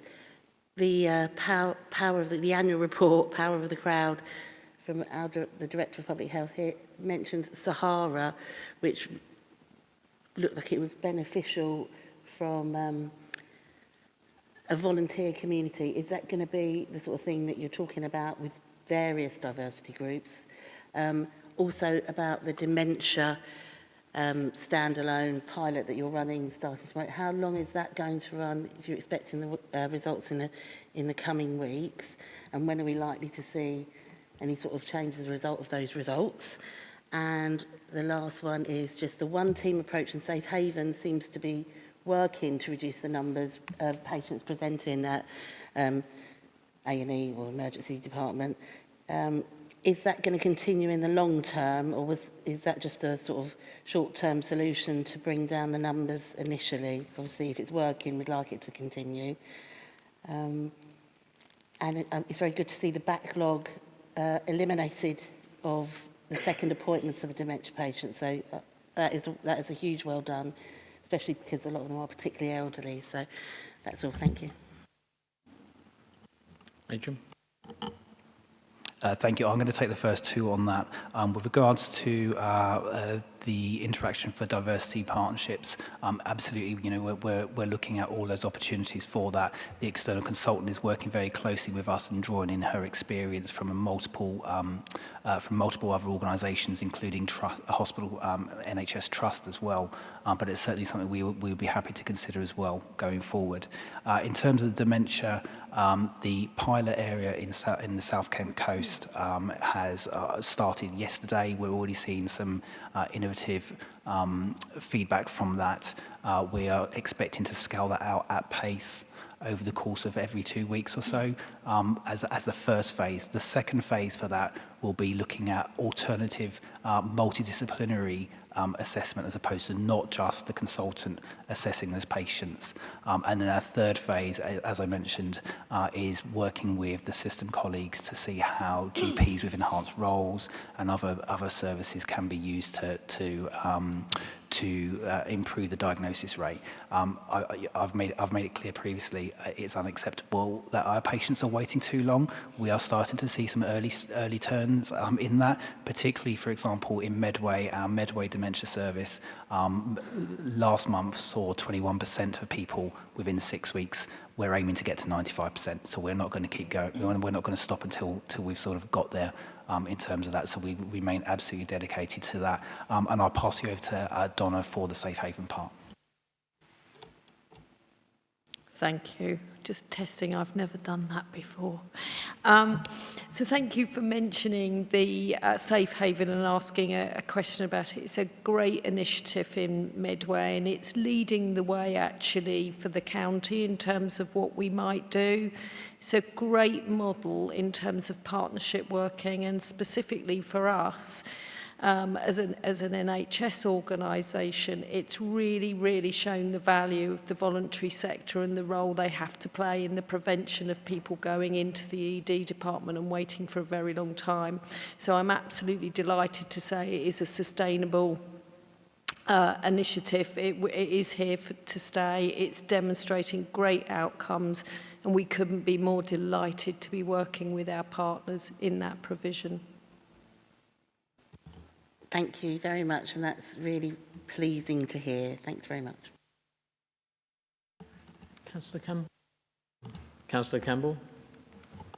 Thank you, Chair.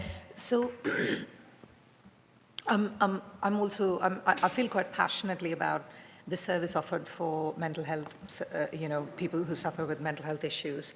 I think from what I've heard from people around on my travels as well, and my own experience, it's something needs to change. So I'm looking at a 7.1 here on page 206, Community Mental Health Framework, and the Mental Health Together model that's it's been trialed elsewhere, and then you've just started it up in Medway. I'm just trying to visualize this, what the actual improvement is here. So could you very quickly tell me from what that pathway looks like? What's the change you've made? What's the improvement, say, from the point a person makes themselves known? How does this work? Thank you. You said briefly, and I feel very passionate about this, so I'll do my best to keep it very brief. So community mental health framework is basically a once-in-a-generation opportunity for us to fundamentally change how we organise and work with partners around community mental health. And it really is a huge opportunity that we need to embrace and work differently to help our population. So specifically and historically, community mental health services have been based on diagnostic and thresholds. And so I use this terminology, really difficult to get into a community mental health service and very difficult to get back out of a community mental health service. So fundamentally, this is about working in partnership, having the doors wide open and thinking about more holistic need of people's difficulties that they're experiencing. So less about you need a specific diagnosis to get in our doors and to be helped. This is much more about what's the need of that individual, which of course they'll have a mental health element, but that may well be employment, housing, benefits. So we're embracing those individuals, if you like, with a multi-agency approach at the front door. Much more intervention-led, rather than, as I say, coming into a mental health service and staying in a mental health service for the rest of your life. This is much more about what do you need, what are you telling us will help your care, and how do we get that to you in a way that's about a multi-agency approach. Very quickly, so thank you for that. That sounds ideal. So it's already now in practice in Medway. So if someone were to call up Britain House, the helpline, the non-emergency, this is what they're going to encounter, this kind of service. Yes, and so it may be that if somebody's coming into the service, they'll probably be referred by a GP, and the person will be seen very quickly. So unlike historically, whilst you might wait weeks and weeks and weeks to see somebody, depending on, if you like, somebody's risk factors, it's much more about, actually, we're going to see you quickly, we're going to make some decisions with you, directed by you in terms of your care. What I would just add to that, though, is that we've set up what we've called a rapid response service, which we've never had previously, which is if somebody's in a crisis, rather than them needing to maybe go to the emergency department to be seen, we will go out and see that individual within 4 hours of being identified as a crisis. So it might be that you're seen as routine, if you like, within a couple of days, or it might be, depending on if you're presenting in crisis, you'll be seen a lot quicker than what you would have been done historically.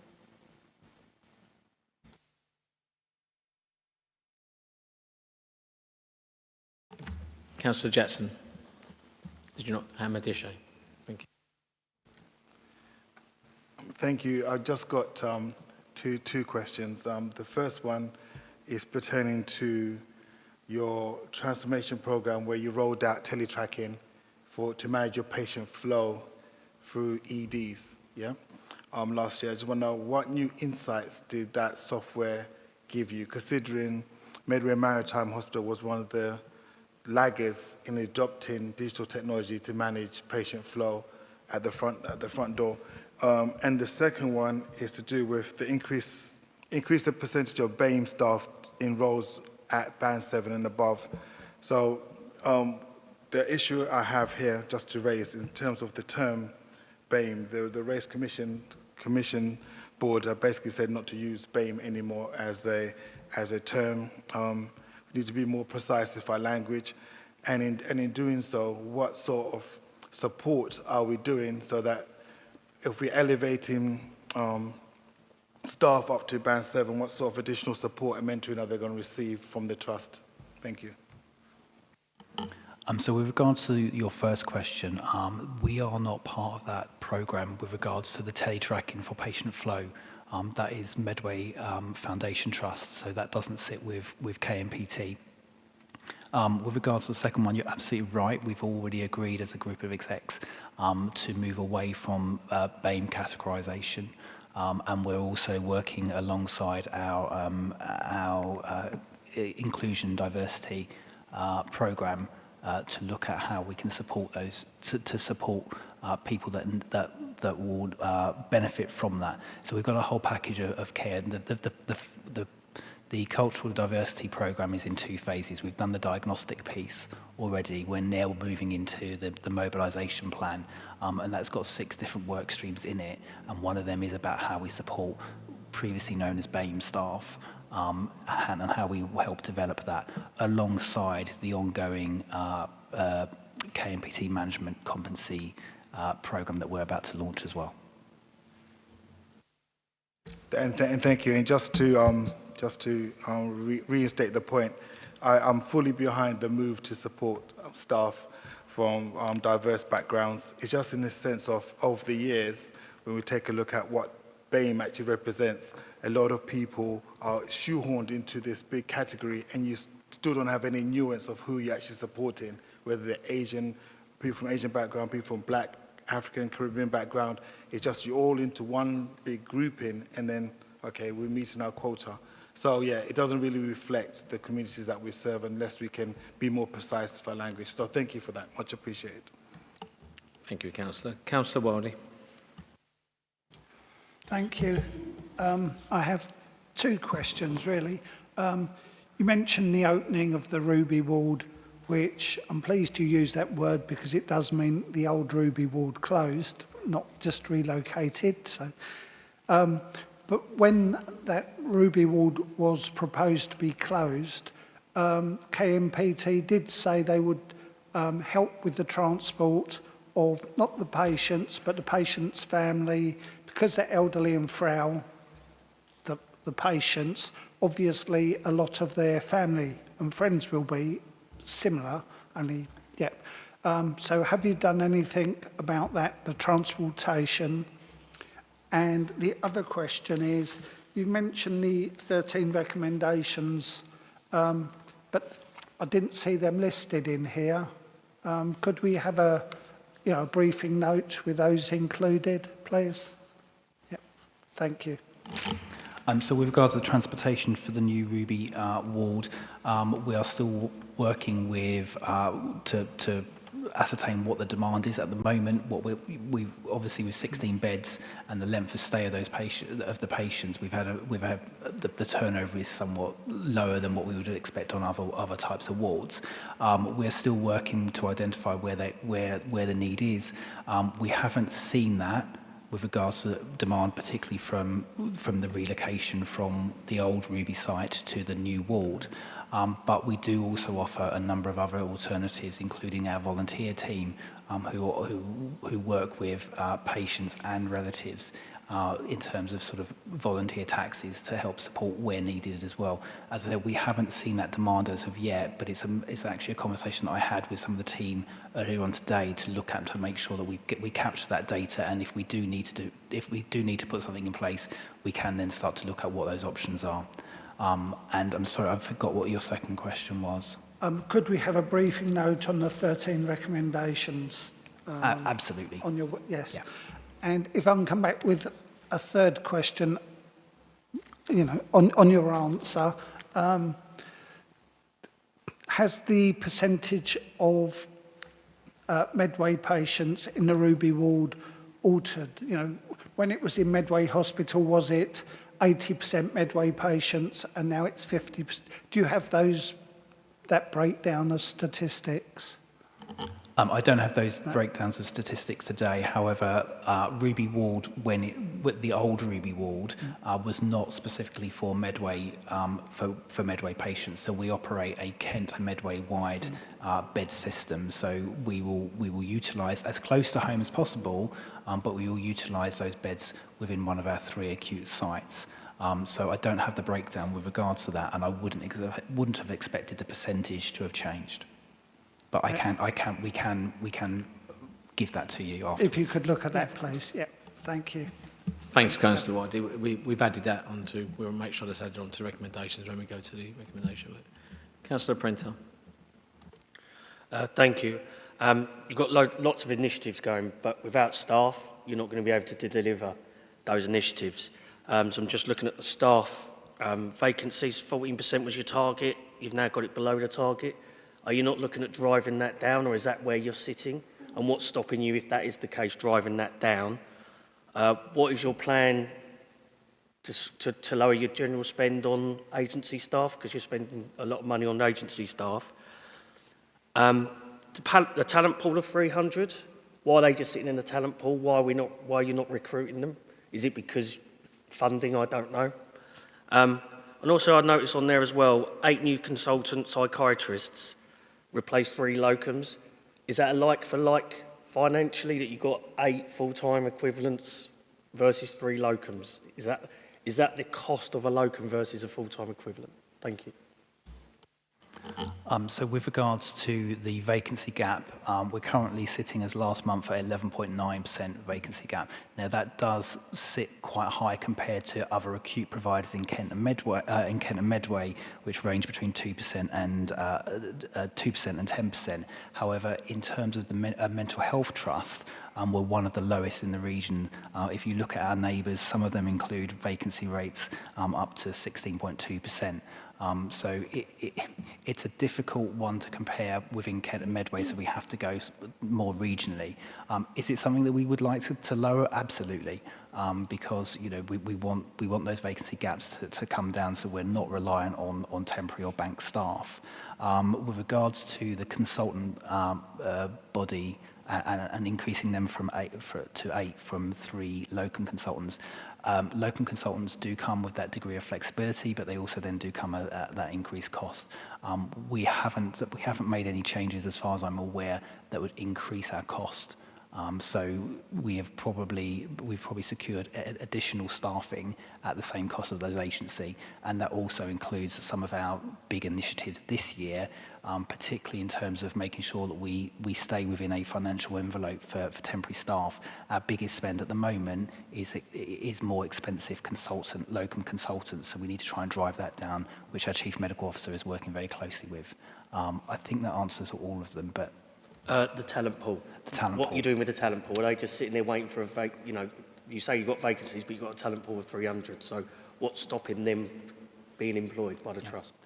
So yeah, absolutely. So we do keep an eye on that with regards to where particularly those talent pools are, because the talent might be of specific cohorts of people. But what we also do is work very closely, and as a system, we're now working very closely with other providers within Kent and Medway, so that if we've got talent of a generic talent, they're not just going to sit on that talent pool. They will be available to the rest of Kent and Medway providers as well. But it is a difficult thing to manage depending on what the skill set is. But we will carry on keeping in contact with those people to make sure once those vacancies do come in, we pull them in as quickly as we can. Thank you, Councillor Brent. I'm just checking, Councillor Crozier, did you have your hand up at any point? Down over to you. I did thought you're on the list. I just wanted to make sure. Sorry. I just noticed the snapshot in the fortnight from the 13th to the 26th with the incidents and violence across the trust, and it would seem that there are only sort of 4% of those acts of violence that are considered not to be minimal or causing any harm. I then read about the rollout of the pilot to wear body-worn cameras and CCTV. Are you seriously considering rolling out? Councillor Crozier, could you just pull the mic? You know what I was saying? Can you just pull the mic nearer to your mouth a bit? Could you not hear me, Chair? Got to take the notes here. We want to make sure the audience hear you, Councillor. Thank you, Chair. Are you seriously considering perhaps rolling out CCTV and body-worn cameras for all staff?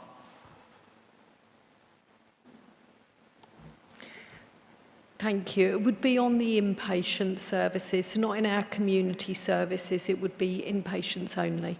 Okay. Thank you. And to follow on from that, we have now established CCTV through all of our inpatient units. And with regards to body-worn cameras, we're still working with regards to what that policy would look like. We also work in partnership, and we work very collaboratively with the police so that they can help us with any learnings from their particular experiences of body-worn cameras, as well as other organisations like South East Coast Ambulance as well. So we haven't done that yet, but it's something that we are exploring. So as a follow-up, it's not necessarily to deter acts of violence, it's to make the reporting better? It's a combination, because you will often find that those interactions will be de-escalated when people are aware that there are body-worn cameras, but also we can learn from them as well, so we can identify what actually triggered that situation, so we can learn to try to de-escalate the future ones as well as having sort of a recourse for down the legal route as well. Thank you. Thank you, Councillor. Thank you, Chair. Councillor Brown. Thank you, Chair. Thanks for the report. Councillor Prenter asked some of my questions, but I'd just like to go back to 7.3, where you've started the mental health together within Medway and Swale. Does that mean that it's launched on 2 sites, or it's a shared site between the 2 boroughs? That's one question. And my other question is around the recruitment, particularly of the staff that actually have in place. How many of those are dedicated to Medway, or are they shared across the whole of your geographic area?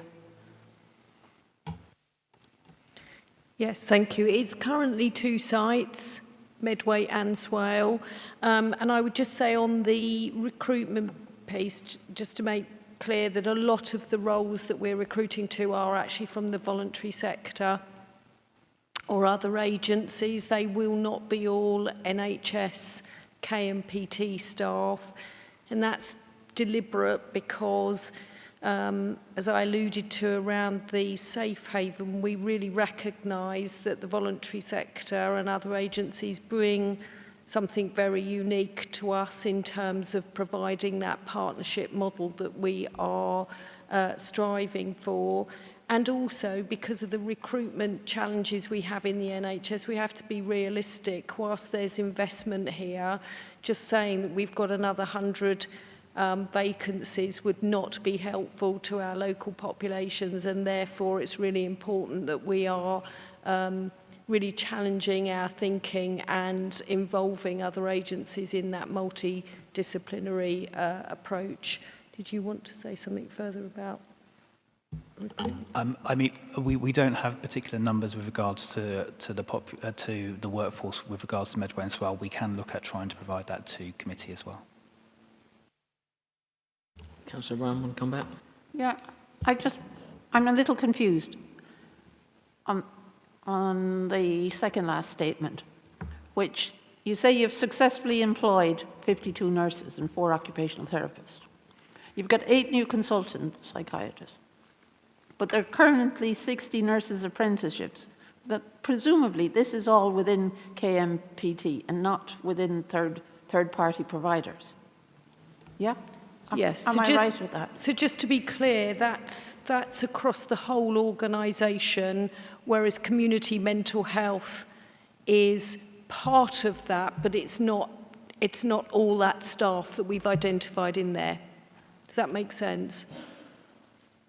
So the recruitment and retention piece is across all our services in KMPT. It won't just be connected to community mental health framework. Oh yeah, I didn't think it was. There were 2 distinct questions. Yeah. Okay, thank you, Councillor Brown. Councillor Joy. Thank you, Chair, and thank you for your report. Just want to focus on 6.4, which says a large focus on a programme to increase the reporting of incidents of violence and aggression. That would set a little bit of an alarm bells, because that would point towards a management culture of making people not want to report. I just wondered if you've got any information of the reasons why people don't report, and what is being done to try and actually make them realise that actually reporting these incidents will be good for not only for them and their colleagues, but also good for the patients, because sometimes violence with dementia could be because of they don't understand and frustration. Because I've seen when I was younger with my granddad, sometimes he'd have outbursts of violence, and all through his life he wasn't a violent man, but it was because people weren't understanding. So I just wonder what's being done on potentially changing the culture of the management on with regards to reporting, and also looking at the areas of why people are not reporting, and what is being done to improve that. With that focus, I think yes, that's great, but what's the bricks, the building bricks bit behind that? Thank you. Yeah, thank you very much. So there's definitely something historically about the culture of reporting and people feeling like the the organisation hasn't responded to the amount of incidents that have been reported, and therefore a sense of apathy around there's no point in reporting an incident of violence on a unit or in our community services. And we've needed to be really, really clear as an executive team that we take every incident of violence and aggression seriously, and we will respond to it, and we will do something about it for our staff.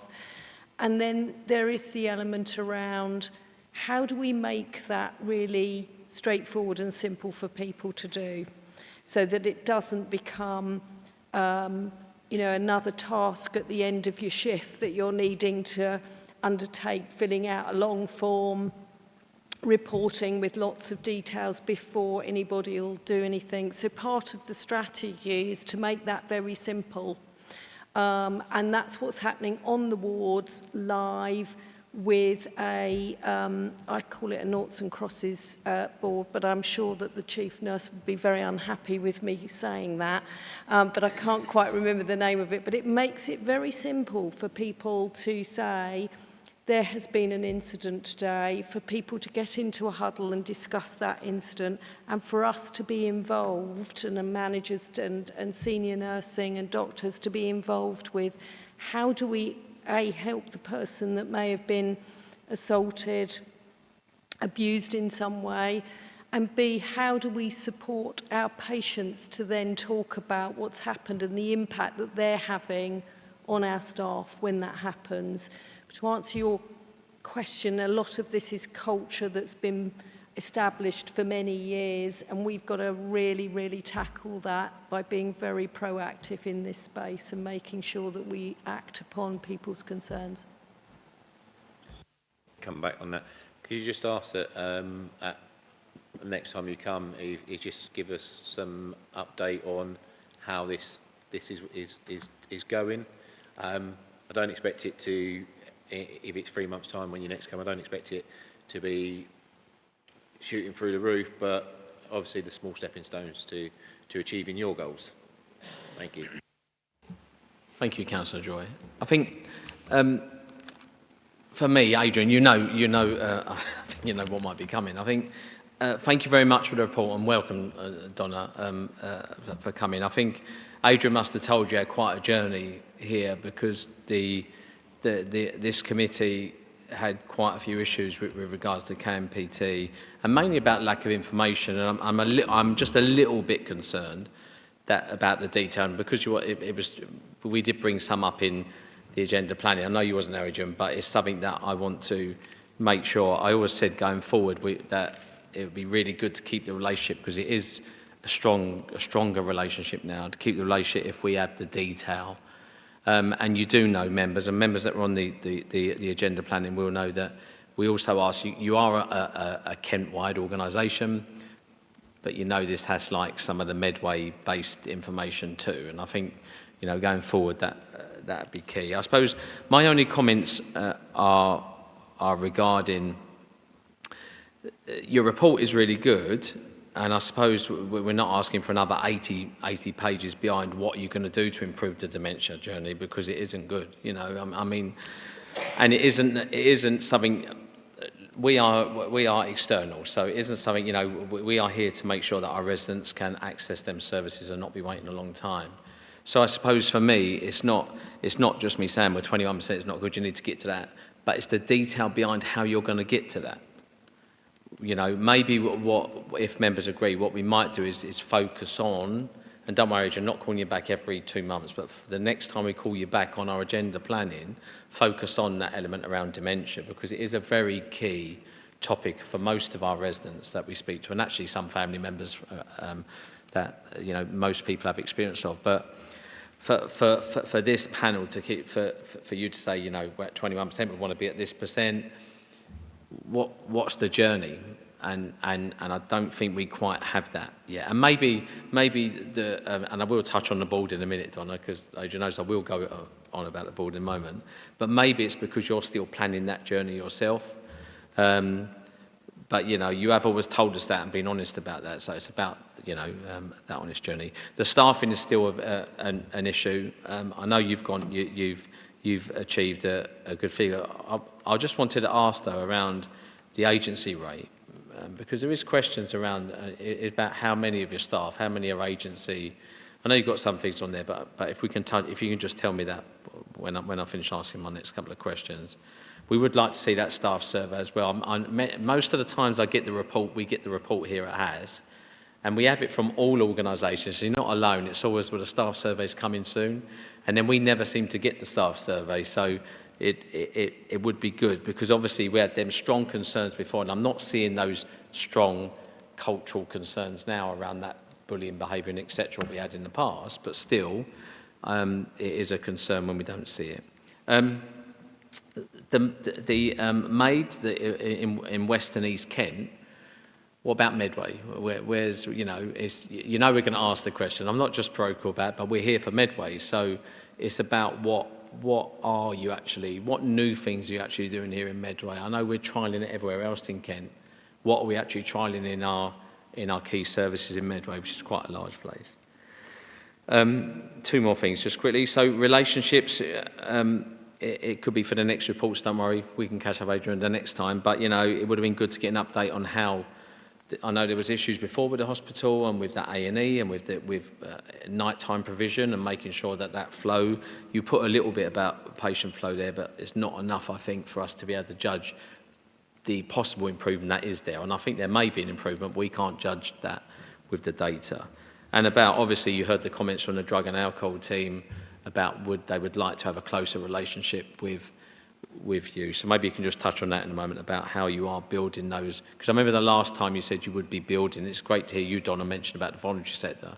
But I remember last time you said you are really looking at a different direction, building those blocks, especially with our external providers. And for you, Donna, there is a question for you. It's about, it's good to see the board changing. There were strong concerns because they go through quite different, we had many, and I know I argued with your other officer before, but we had many strategies and many new structures and many new things going ahead. So it's good to see a refreshed board. But for the confidence level, it doesn't matter. I suppose it wouldn't impact that patient that just wants to be seen, like that dementia patient wants to be seen at that level. But for us as a panel, I suppose it's making sure, because it says December 24 before you get your board portfolios in order or restructured. Seems a long time, a year and a bit. Probably something that your chief exec has to do, but it seems a long time. And what I worry about is then would there be another restructure come next March? That's what we've seen, not just from KMPT actually, but from many organisations. And finally, on a positive, well, hopefully that hasn't been too negative. You've had worse, Adrian. On a positive note, Ruby Ward was a fantastic facility. We visited Ruby Ward, you toured us, your staff were brilliant, the architect, etc. Yes, I know, I will touch on Councillor Wiley's point. Yes, of course we'd love it in Medway. But actually the facility you have there is top class. It would have been good, though, I suppose, to look at more. We do want more detail on that needs assessment, because if I'm right, I don't want to put words just to be able to pacify Councillor Wiley, but I remember you said that you would have done all those pre-joint needs assessments when you was doing that ward facility and moving our ward over to there. So hopefully you have got data on those numbers that Councillor Wiley was asking for. Any comments on that would be great. If not, I can move on. So I can pick up on, I can supply the latest agency usage after tonight. I don't have that, I'm afraid. Obviously, we do have a vacancy gap, as I said, of just over 11%. Our staff sickness is at 4.5%, which is good compared to a lot of other organisations across the region. Our staff survey, more than happy to present that next time. We were quite honest, I think, last time around in that the staff survey happened August to October last year, and so it was just as we were starting out. And if anything, it has helped triangulate that we are headed, we are tackling the things that we wanted to tackle with regards to violence and aggression, racism, and sort of helping with leadership behaviours and progression as well. But more than happy to take that through, perhaps with our Chief People Officer next time as well, with regards to that. And I think Donna is happy to touch on both the MAID and the drug and alcohol piece as well. Yeah, thank you very much. So MAID event is planned for Medway. What we know about patients that are delayed in our beds ready for transfer is that there's actually very small numbers in Medway. And that's why we've tackled the other areas first, because they have a higher prevalence in terms of delayed transfers of care or clinically ready for discharge, as it's now known. Within the community mental health framework, there's a real opportunity to work differently with our partners, and we are working differently in terms of that partnership with drug and alcohol services. Excuse me, there is still work to do, I think, around breaking down the barriers between mental health and the provision of drug and alcohol services. Years ago, that would have been a very blurred boundary, and you'd have had dual diagnosis practitioners, and you certainly wouldn't have thought about treating one without the other in many ways, and that completely changed, as we know, over the years, and I think we're getting back to that. We've got to blur that again, and we'll certainly need some help to do that in terms of, again, you know, the culture of the organisation and the NHS generally around how we've separated ourselves somewhat from that. I do think that's getting better, and I think that for the same for agencies that maybe have worked in isolation are including us much more now. So I think there is real opportunities to do that piece differently. And I just wanted to say something about Ruby Ward, and of course we will get that information to you, but for assurance, regardless of where you are actually in the county, if you need a bed, you're coming into hospital. And so it's not as if we would be disadvantaging people in Medway because the ward is on the Maidstone site. If somebody in Medway needs a bed, they will be getting a bed. I think, Donna, it was also around the transporting of like, you know, the carers or family members, etc., that if they need that. Yeah, we'll do that. And did you want to touch on the board part, the board restructuring? And certainly. So I think the majority of that work is done, actually. Those portfolios have changed already. And I wouldn't want to speak on behalf of the Chief Executive, but I don't anticipate a major restructure around our portfolios going forward. Okay, and Adrian, you're quite happy if we were to look at a more focused approach to that dementia stuff at a later date, is that okay? I'd very much welcome that, yeah. Okay, and again, before I hand over to Vice Chair, thank you very much. And Donna, please go back and say that Adrian done an immense amount of work building the relationships here, and he's done a grand job, although we will still call you out when needed. Vice Chair. I move that we note the report and that a briefing note is given, including the following items. The latest agency update, an update regarding the incidence of violence to staff and the result of the new initiatives that are currently just being rolled out, that workforce data regarding Medway and Swale is supplied, all the 13 recommendations from Deloitte, and although it was confirmed that both Ruby wards were open to Kent and Medway residents anyway, a comparison in numbers of how many residents in Medway versus Kent used the old ward when it was based at Medway Hospital compared to the new ward in Maidstone. And the staff survey information. Thank you. Thank you, Vice Chair. Is that seconded? Seconded? Is that agreed, members? Agreed. Thank you. Thank you so much for waiting, and see you soon. Thank you very much.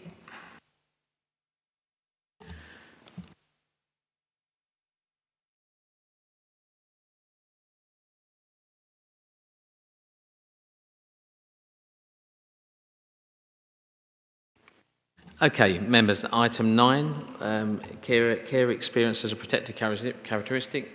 And Debbie, we've got a presentation on the screen, haven't we? Go We have. Go and have that. Thank Technology you. is working. Thank you. In 2022, there was a review of social care by Josh McAllister, and it was recommended that government should recognise care experience as a protected characteristic.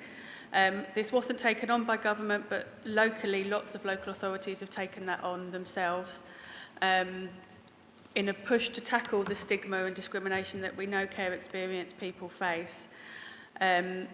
Locally in Medway, we have held consultations with young people.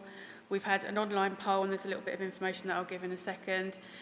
We've held 3 in-person forums at our Care Leavers Hub as well, where we've had some people, young people attend in person and some attend online. We've had care experience people from within the council attend and give their views on it as well as staff that work with our children in care and care leavers. There has been, I think, one that says on the next one that they think it's going to make no difference, but other than that, everybody has agreed that it would be a positive move for Medway. Some of those reasons I will go into as well in a second, but just to give some statistics, in terms of Terry Galloway, who started this campaign, who's care experienced himself back in 2023, 70% of people with care experience die prematurely. 50% of the prison population in the UK have care experience, and 25% of our homeless population have care experience. So our services are currently up to 25. However, those issues and those discrimination and practices go against them for the remainder of their life. As I say, we held forums, and there's a couple of sort of quotes and spider diagrams, whatever they're now called, up there on the screen. Young people are saying to us that it would mean that their voices would be heard, that it would show that people are listening to their views and their opinions, they would feel safe and hope that there would be less discrimination and wouldn't be singled out. One of the quotes, that first one up there, is, it was a young person that said this to me. She said, people in school hopefully don't hear you're gay, go and sit over there, so why should a person that's looked after say you're looked after, go and sit over there and do something a bit different.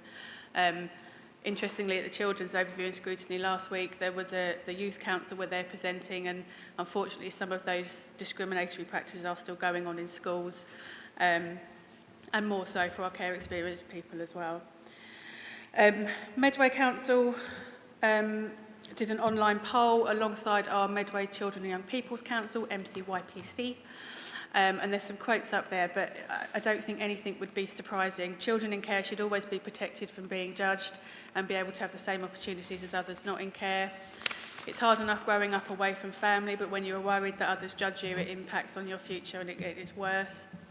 And a couple of young people are saying that sometimes they face double discrimination. They might have a disability and have care experience, and they just feel that that's a double whammy for them, and can't get away from that stigma, can't get away from that practice that they face. We've had young people that still happens. Landlords will say, I won't rent an accommodation to a care experienced person. There's automatically going to be antisocial behaviour. They're automatically not going to pay their bills, and we're still hearing that today.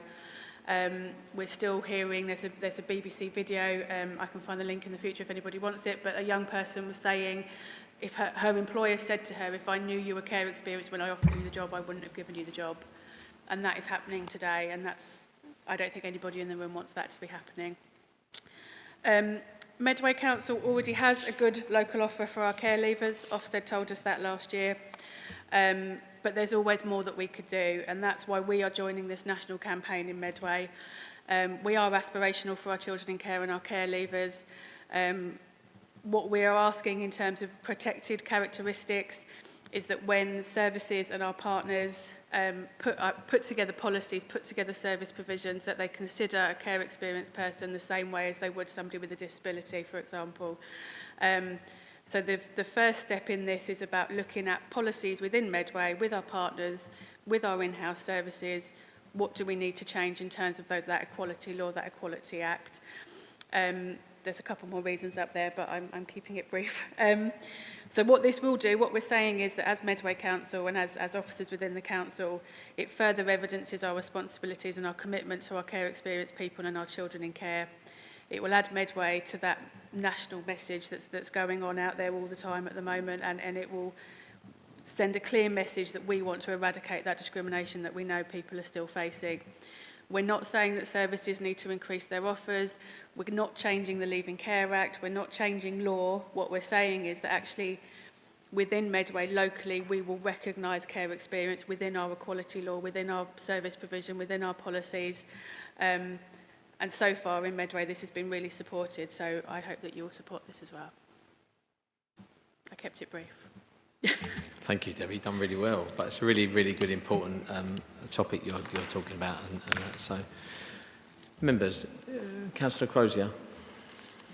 Thank you, Chair. Thank you for the report as well. Could you just define for me the difference between care leaver and care experience? It shows, you were saying that there are 167 care experienced. Is that a young person that's, yeah. That seems a very low number of people.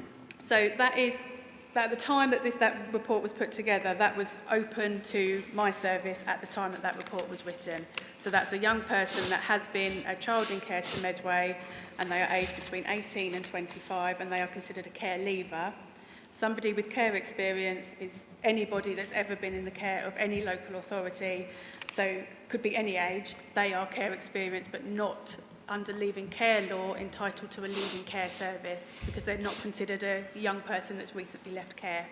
So are you saying a care experience could be, I'm not saying somebody of my age, but somebody that's 50-year-old, for example? Should be recognised within policy. 167? Within law, within policies, within local policies. We're not saying that I'm going to offer you a service, but that when we write our policies, we will think about how that could impact on you. Right. So that the number of care leavers has increased dramatically in the last... Because there's 475 care leavers and there are only 176 care experienced. No, children in care. So the 400 and something is children in care. Oh, I see. Yeah, okay. Yeah, so that's under 18 that are still in the care of the local authority, and then when they turn 18, they come to my service and they become a care leaver. So the number of children that have, or young people that have been care leavers is commensurate with the 167? At that point in time, yes, there were 167 open to Medway. We close young people, they don't want a service, they become 21 and no longer want a service. So that fluctuates daily. Our children in care obviously turn 18 regularly, but they also then turn 25 and go out the other end as well. Thank you. Thank you, Debbie. Thank you, Councillor Jackson. I'm going to try to get through this without getting emotional. I wholeheartedly just think this is wonderful. I had a week ago, I was down at one of the family hubs with young lives doing videos for corporate parenting, and they echo everything that you just said. I've been into prisons and they still get discrimination in prisons, and not only that, I feel that there's brilliant packages out there, but they don't want to come out. In the prison service, I was told that care leavers were not taking the packages that they could get because they were so worried about people finding out that they were care leavers. Yeah. So we've got young children that are then going on to not taking advantage of these packages because of discrimination that has affected them from a really young age. And I know this is health and adults, but school came up Absolutely. A lot of the time. Absolutely. And that when youngsters are trying to find their confidence and who they are, the last thing they need to be is discriminated against. Yep. So I haven't really got a question. I just wanted to say this is amazing, and I think the only thing we can do, I applaud any campaign, and we have to find a way of finding people with care experiences, brilliance, that they have the opposite to discrimination somehow. Which we do have. We do have those good examples. We've got young people that are at university, we've got young people that are doing really well. Unfortunately, this, in number-wise, trumps the positives. But obviously, we celebrate all of those as well. Thank you very much. And I'll let you off that one, Councillor Chatham. I mean, it was a strong statement and a really good one, so you don't have to answer a question on that one. Councillor Wildy. Thank you. Yes, I'll really support this, and I think it's a great way forward. When I read this, I dug out, in 2007, I was a portfolio holder for children's social care, and I was very pleased to do the first pledge to our children. And, you know, out of everything I've ever done on the council, it's one thing where I kept the original bit of paper. But when I was reading the pledges we made to our children, most of them don't just say it, do it, be straightforward, upfront and honest. Someone who will listen and feedback. Now, yes, that happens. It's very difficult to measure those two. I will skip the next one because I've got a problem with that. A better education, we put in the virtual teachers, which has had its ups and downs, but I believe is quite good at present. And, you know, that's very helpful. One that we've always struggled with, more choice of good accommodation and placements. You know, again, I think that's better sometimes than others.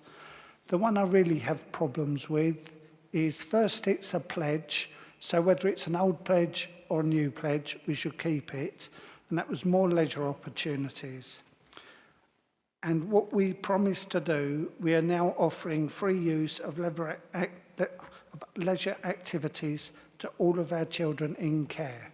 Now, my belief, I haven't looked into it, but I believe that we stopped free swimming, and I don't believe we still give them the free leisure pass. So I would like us to recommend that that comes back. What would you like recommended, Councillor Wiley? You want us to find out? You want to find out what provision there is that what you? Well, no, I would like to make sure that they do have free leisure care. Oh, yes, as in it used to be the Black Lion. They used to have free use of the facilities, and of course the other Medway facilities. We can do that. We can get a briefing note to members on that. Yeah, well, yeah, I'd like to recommend that we bring that back. A briefing note would be quicker for members now because we have, we can look at it, but briefing note would be easier for all committee members. I would rather we recommended that it comes back because it's a pledge. I can't see. It's a pledge, but it's a pledge in 2007 that was. I mean, unless you carried it on from that time with your new administration, I'm not sure. But what we do is, Councillor Wiley, let's get a briefing note. We'll get a briefing note first. And then me and you in our agenda plan, if we're not acceptable. No, I would like to recommend that we bring back the pledge. Hang on a minute, Councillor Wiley. Terry. I do also need to point out this would be a remit of the CYP committee. This isn't a health and adult social care committee. That is a pledge for children in care, so it doesn't come under this remit. The reason this report is here is this is about care experienced adults. Yeah. That's the purpose of the report this evening. But it is here. I would prefer it to be a recommendation. If you don't want to do it, obviously, you have the numbers. I think Terry has already stated it would be a CYP right, issue. Can I just say I don't want to make this an issue because we all agree with this as a brilliant thing. Hang on a moment. We can speak to Terry outside. We can have another agenda item. This is a really important item involving care leavers. This is a really, really good agenda item that we've got here, something significant to recognise our care leavers and to make sure, with regards to make sure they're not discriminated, etc. What I don't want to do is us getting into a tennis match here with regards to the paper. At this moment in time, I've asked Terry that we'd have a briefing note. I can put it to vote if you want, but really what I want to put with the recommendation is this, what Debbie is putting forward, not for us arguing over something that you did in 2010, which I'm happy to find the detail for, but what tonight is already, we have slipped over a lot tonight into CYP. I don't normally allow that, and we have. Terry has just, the Democratic officer has just said to us that this is more CYP than it is here. But I am still recommending a briefing note to come back for that information at this stage. That's where I am. That's where I am with it, a briefing note at this stage. Councillor Printer. Oh, thank you for the report, Debbie. It has my full support. It is, it's long overdue, I think, and discrimination of any kind is not acceptable. And I just wanted to say thank you for bringing it forward. What a great, great piece of work. Thank you. Thank you. Vice Chair. Recommendation, please. I move that we note the report, note the comments of the Children and Young People Overview and Scrutiny Committee as set out in the addendum report and provide comments to the 18th of July Council meeting. And Councillor Printer, if we can put in about a briefing paper to members about the leisure costs for care leavers, we can do a briefing paper on that as well. Briefing and add in a briefing paper regarding the leisure costs for care leavers in reference to something in 2007 which had a different government. Just point of, it's just a Is point it of a point of clarification. order or point of clarification? Yeah. Yeah, that we are accepting option A on 4.1 to approve the care experience as a protected characteristic. Thank you. Okay, is that seconded? Seconded? Is that agreed, members? Agreed. Thank you very much. Thank you very much for your time and a really important effort. Okay. I'm going to be looking at this later. Leanne, very briefly, please, if you can. Given the lateness of the hour, I note there is still 3 performance indicators that are significantly below target. I think you've got a fairly detailed explanation as to why.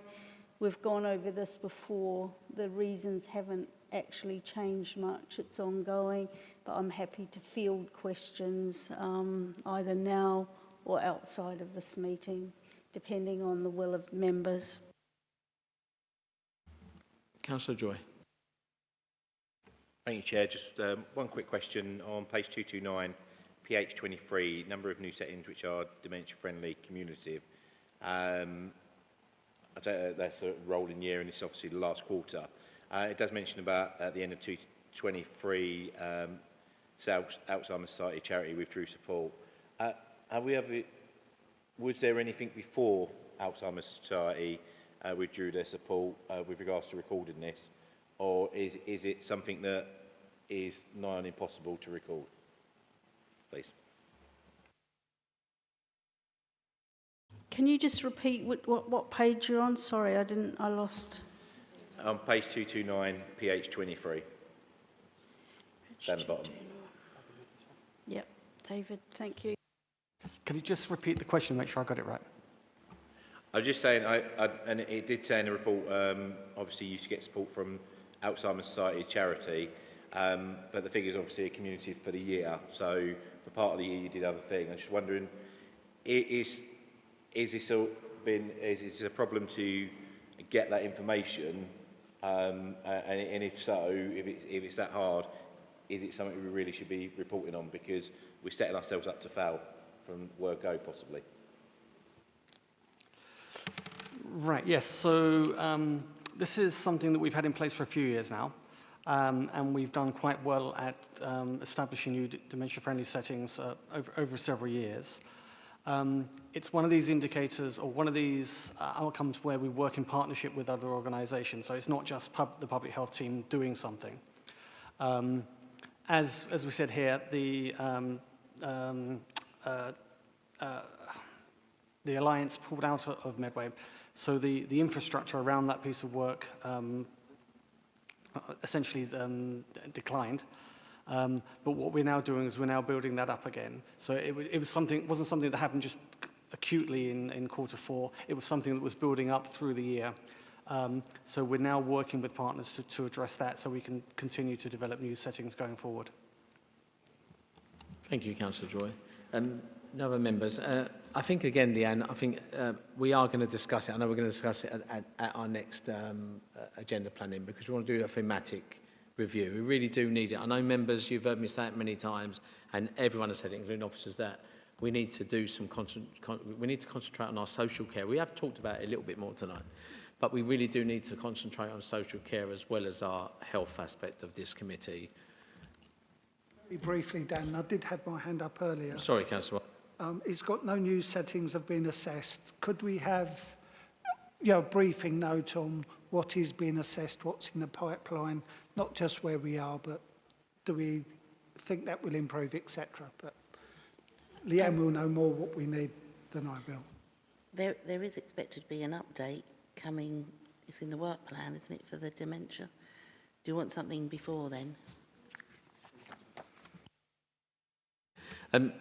But just finishing, it is really important for this committee to look at the social care element a lot more. I know health comes into it a lot because of some of the urgency of some of the services that they need to come here, and we need to obviously scrutinise. But under this one, I don't feel we give you enough time, Leanne and Jackie, when you come with these reports, because we see the reds on there constantly, but actually let's do a deep dive and look what's under that, and also pick out some other thematic approaches into that. I'm going to let people in with a comment, but any more, if it's a question, come in with a question, but not, but like just regarding what I've just said. It's very, just to say, yeah, I fully subscribe to what you're saying, that we don't pay social care enough mind. Just for a quick question, is it possible for us to put social care at the front of the agenda for a period of time so that it does get the platform it deserves?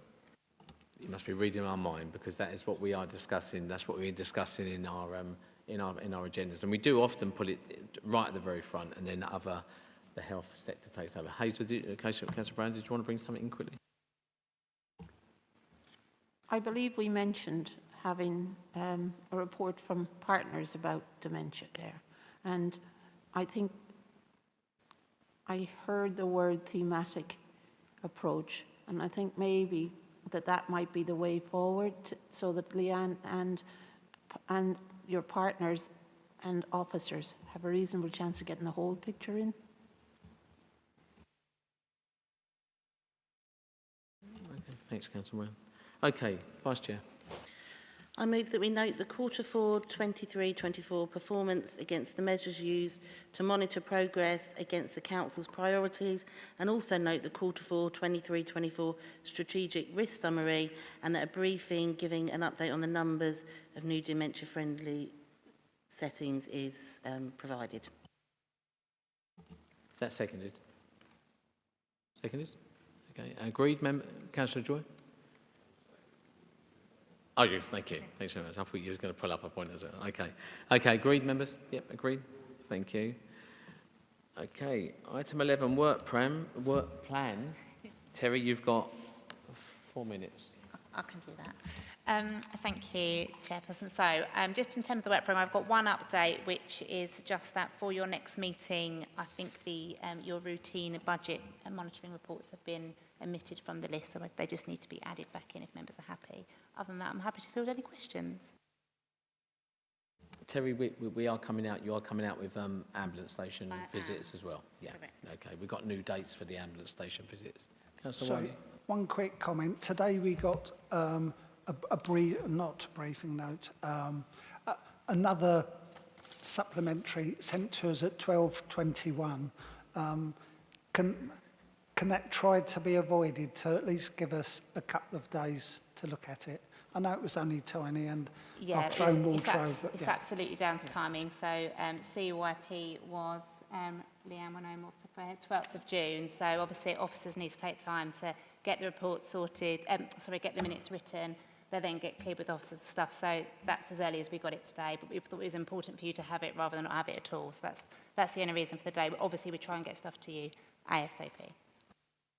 Okay. Any other questions, members? Okay, that concludes tonight's business. Thank you very much for your questions and most of the items on here. So thank you very much. Have a good evening. Thank you.